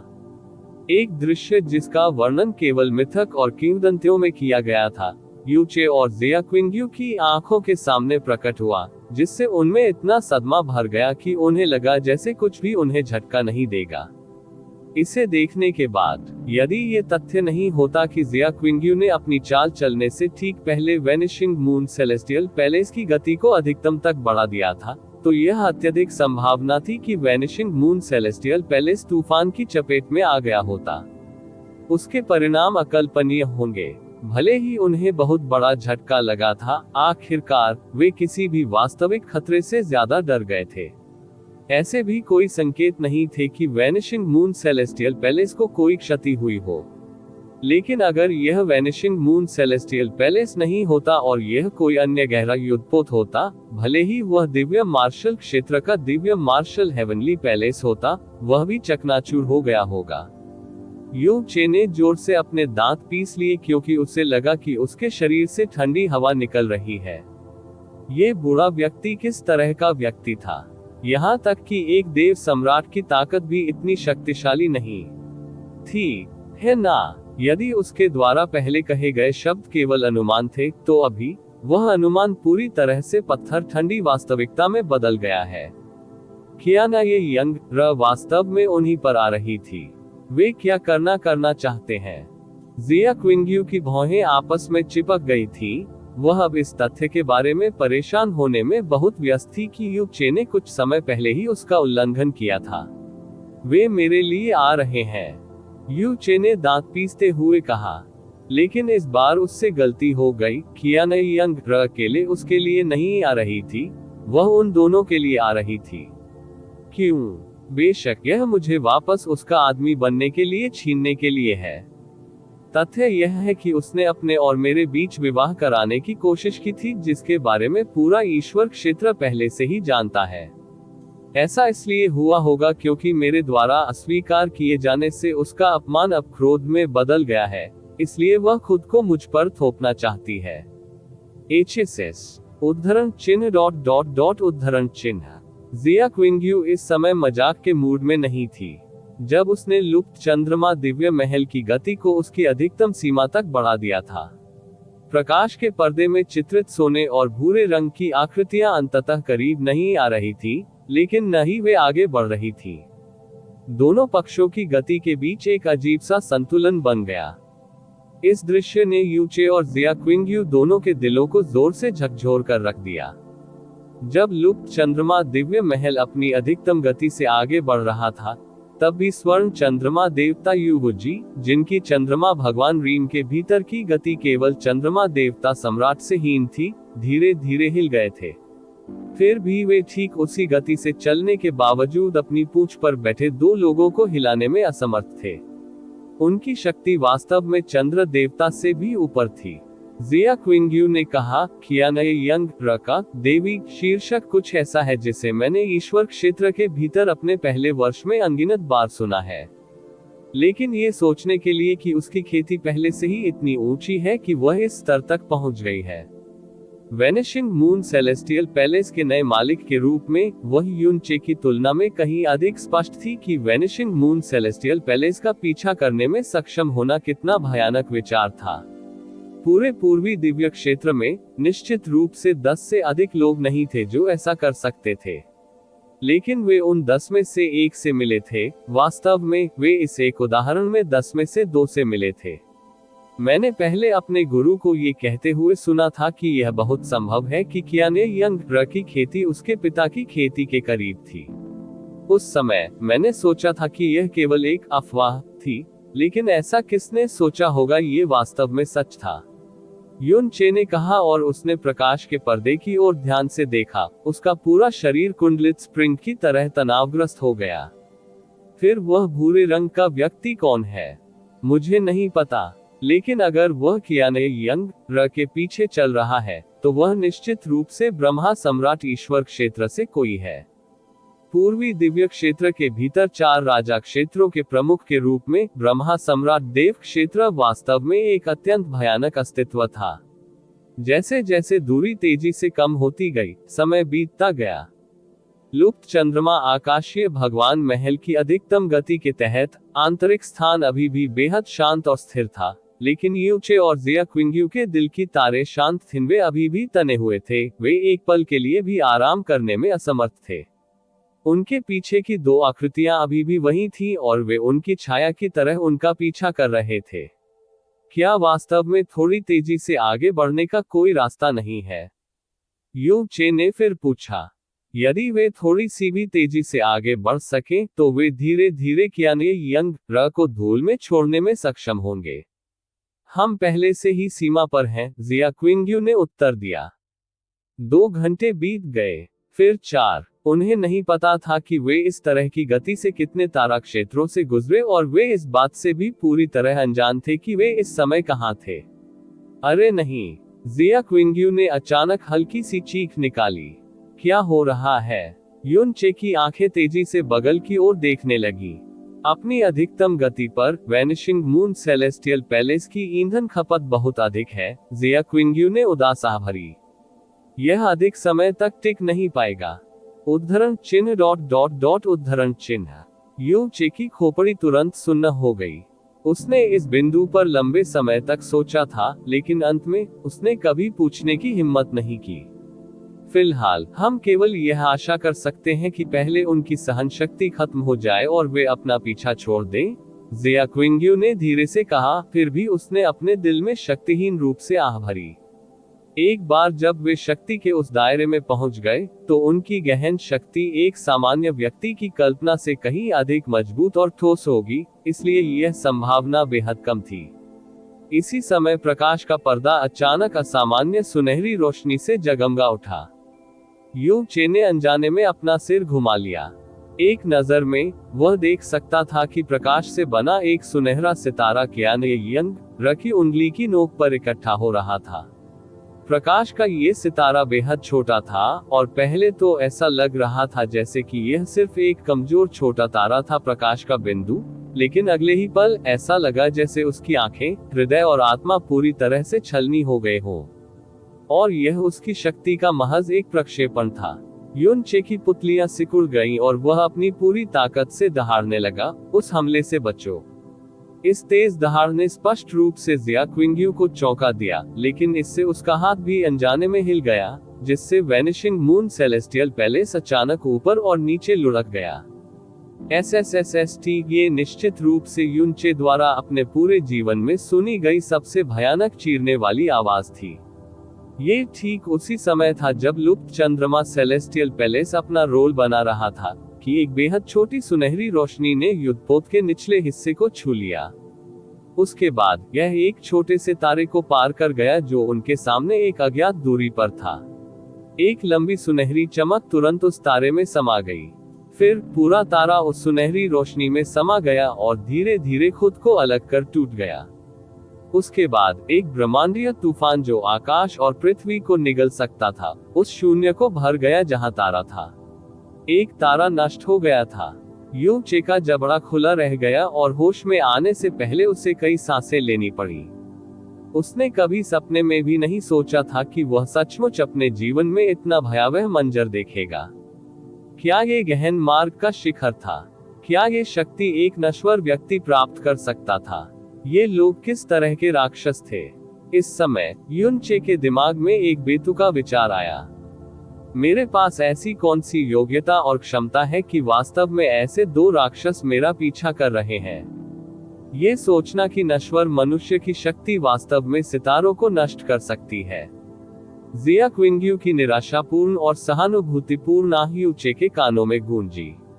ऐसा नहीं था कि उसने इसके बारे में कभी नहीं सुना था, लेकिन किसी चीज के बारे में सुनना और उसे स्वयं देखना स्वाभाविक रूप से दो पूरी तरह से अलग धारणाएं थी। यदि वे उस हमले की चपेट में आ गए होते, भले ही वह वैनिशिंग मून सेलेस्टियल पैलेस ही क्यों न हो, वह भी दो भागों में विभाजित हो गया होता। हम कब तक इस गति से आगे बढ़ सकते हैं? युन चे ने अंततः वह विश्वसनीय प्रश्न पूछा।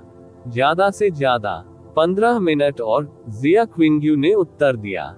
क्या? इस उत्तर से युन चे को इतना सदमा लगा कि वह अपने पैरों पर खड़ा हो गया। क्या न ये यंग रा बहुत ही भयानक थी। यदि वे उसके हाथों में पड़ गए, तो उसके और जिया क्विंग्यू में से 10,000 लोग भी थोड़ा सा भी प्रतिरोध नहीं कर पाएंगे। और यह भूरे रंग के लबादे वाले बुरे राक्षस पर विचार किए बिना था जो उसके बगल में था। वेनिशिंग मून सेलेस्टियल पैलेस अपनी अधिकतम गति केवल लगभग 15 मिनट तक ही बनाए रख सका। इसका मतलब ये भी है कि अभी वे इस पर निर्भर नहीं रह सकते। लुप्त चंद्रमा आकाशीय महल। अब जब उसने इन सभी बातों पर विचार कर लिया था, युन चे ने तेजी से अपना संयम वापस पा लिया। जैसे ही उसकी आंखें धीरे धीरे सिकुड़ने लगी, उसने प्रकाश के पर्दे की ओर देखा। भले ही वह नहीं जानता था कि कियान यंगर का लक्ष्य क्या था, क्योंकि वह जो कभी कभार न केवल व्यक्तिगत रूप से उनका पीछा करने के लिए, बल्कि पूर्वी दिव्य क्षेत्र से परे उनका पीछा करने के लिए भी प्रकट होती थी, ये निश्चित रूप से कोई सामान्य योजना नहीं थी। दिमाग में था, हम निश्चित रूप से उसके हाथों में नहीं पड़ सकते। ऐसा लगता है कि अब उसके पास एकमात्र विकल्प जिया क्विंग्यू के साथ भागने के लिए वर्ड इल्यूशन स्टोन का उपयोग करना था। यह उन्हें कहां भेजेगा, ये सब उस समय भाग्य पर निर्भर करेगा। किसी भी मामले में यह उन राक्षसों के हाथों में पड़ने से कहीं बेहतर था जिनके इरादे स्पष्ट नहीं थे। उसने जिया क्विंग्यू की ओर देखा, लेकिन पाया कि उसकी अर्धचंद्राकार भौहें आपस में कसकर चिपक गई थी और उसकी निगाहें ठंडी और केंद्रित हो गई थी। ऐसा लग रहा था जैसे वह कुछ सोच रही थी और वह जरा भी घबराई हुई नहीं लग रही थी। किंग्यू, क्या ऐसा हो सकता है कि तुमने कुछ सोचा हो? यू चे ने पूछताछ की। हमें जल्दी से उस स्थान पर जाने की जरूरत है, जिया क्विंग्यू ने अचानक कहा। उस जगह? युन चे उन शब्दों से थोड़ी देर के लिए हैरान हो गया, लेकिन इसी समय उन्हें अचानक ध्यान आया कि उनके सामने रोशनी के पर्दे में एक सफेद धुंधलापन उभर आया है। जैसे जैसे लुप्त चंद्रमा दिव्य महल करीब आया, युन चे धीरे धीरे देख सका कि यह एक सफेद भावर था, एक स्थानिक भावर। अंतरिक्ष के इस विशाल क्षेत्र में कोई तारे दिखाई नहीं दे रहे थे, और वे कुछ और भी नहीं देख सकते थे। एकमात्र चीज जो वे देख सकते थे वह बीच में कहीं लटके हुए उस सफेद स्थानिक भावर की एकांत और शांत उपस्थिति थी। इसे देखने पर युन चे को अचानक एक अजीब एहसास हुआ जो कहीं से भी नहीं आया। यह इस पूरे ब्रह्मांड का सच्चा केंद्र था, अस्तित्व में मौजूद हर चीज का मूल। वह क्या है? युन चे ने पूछा। ईश्वर, क्षेत्र, निरपेक्ष, शुरुआत, जिया क्विंग्यू ने धीरे से कहा।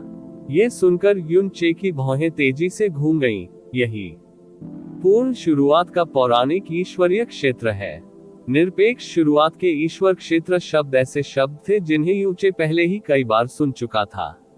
ये 4 दिव्य क्षेत्रों के केंद्र में था और यह प्राइमल कैस आयाम का मूल भी था। यह इस दुनिया का सबसे प्राचीन और सबसे विशाल प्राचीन गुप्त क्षेत्र था। ये भी अफवाह थी कि यह वह गुप्त क्षेत्र था जिसमें प्रारंभिक अराजकता आयाम की शुरुआत के दौरान पैतृक देवता स्वयं रहते थे। निरपेक्ष शुरुआत के ईश्वर क्षेत्र के भीतर अनगिनत मौलिक खजाने संग्रहित थे। युनचे पर इस्तेमाल की गई पूर्ण शुरुआत के दिव्य जल की बूंद भी इसी जगह से आई थी, लेकिन सच्चे देवताओं द्वारा छोड़ी गई कई विरासतें भी थी जिन्हें अभी तक खोजा नहीं जा सका था। हालांकि साथ ही ये अवसर अत्यधिक खतरे के साथ भी थे। निरपेक्ष शुरुआत का ईश्वर क्षेत्र अजीब और भयंकर आदिम जानवरों के साथ तैर रहा था जो इसके बाहर की दुनिया में मौजूद नहीं थे। जितना अधिक दुर्जय खजाना होगा, उतनी ही अधिक संभावना होगी कि वह आध्यात्मिक आभा बिखेरेगा जो शक्तिशाली जंगली जानवरों को आकर्षित करेगा जो इसे अपने पास रखने की कोशिश करेंगे। इस प्रकार, यदि कोई पूर्ण शुरुआत के ईश्वर क्षेत्र के भीतर खोजे गए खजाने को लेना चाहता है, भले ही वे एक दिव्य संप्रभु या दिव्य गुरु के रूप में मजबूत हो, तो उसे मृत्यु की संभावना के लिए खुद को मजबूत करने की आवश्यकता है। आप ऑडियो बुक्स 108 देख रहे हैं। धोखेबाजों से सावधान रहें। निरपेक्ष शुरुआत का ईश्वर क्षेत्र किसी भी दिव्य क्षेत्र से संबंधित नहीं था, किसी भी सितारा क्षेत्र से तो बिल्कुल भी नहीं। इसमें कोई भी प्रवेश कर सकता था और प्रतिबंध का कोई कानून नहीं था। हालांकि इस जगह ने अनगिनत शक्तिशाली लोगों को इसकी ओर देखते हुए लार टपकाने का कारण बना दिया था, साथ ही इसने उन्हें अगले ही पल पीछे हटने के लिए भी मजबूर कर दिया था। जहां तक गहन अभ्यासियों की युवा पीढ़ी का सवाल है, निरपेक्ष शुरुआत का ईश्वरीय क्षेत्र एक निश्चित क्षेत्र था जिसके पास उन्हें बिल्कुल नहीं जाना चाहिए था। अन्यथा यह आत्महत्या करने से अलग नहीं था, लेकिन अभी उनके पास यही एकमात्र विकल्प था। हम अंदर जा रहे हैं। जिया क्विंग्यू की नजर ठंडी और दृढ़ थी। लुप्त चंद्रमा सेलेस्टियल पैलेस का प्रक्षेपवक्र थोड़ा बदल गया क्योंकि यह सीधे सफेद भंवर की ओर उड़ गया जो ब्रह्मांड के केंद्र में घूमता था। रिपोर्ट अध्याय टिप्पणियां।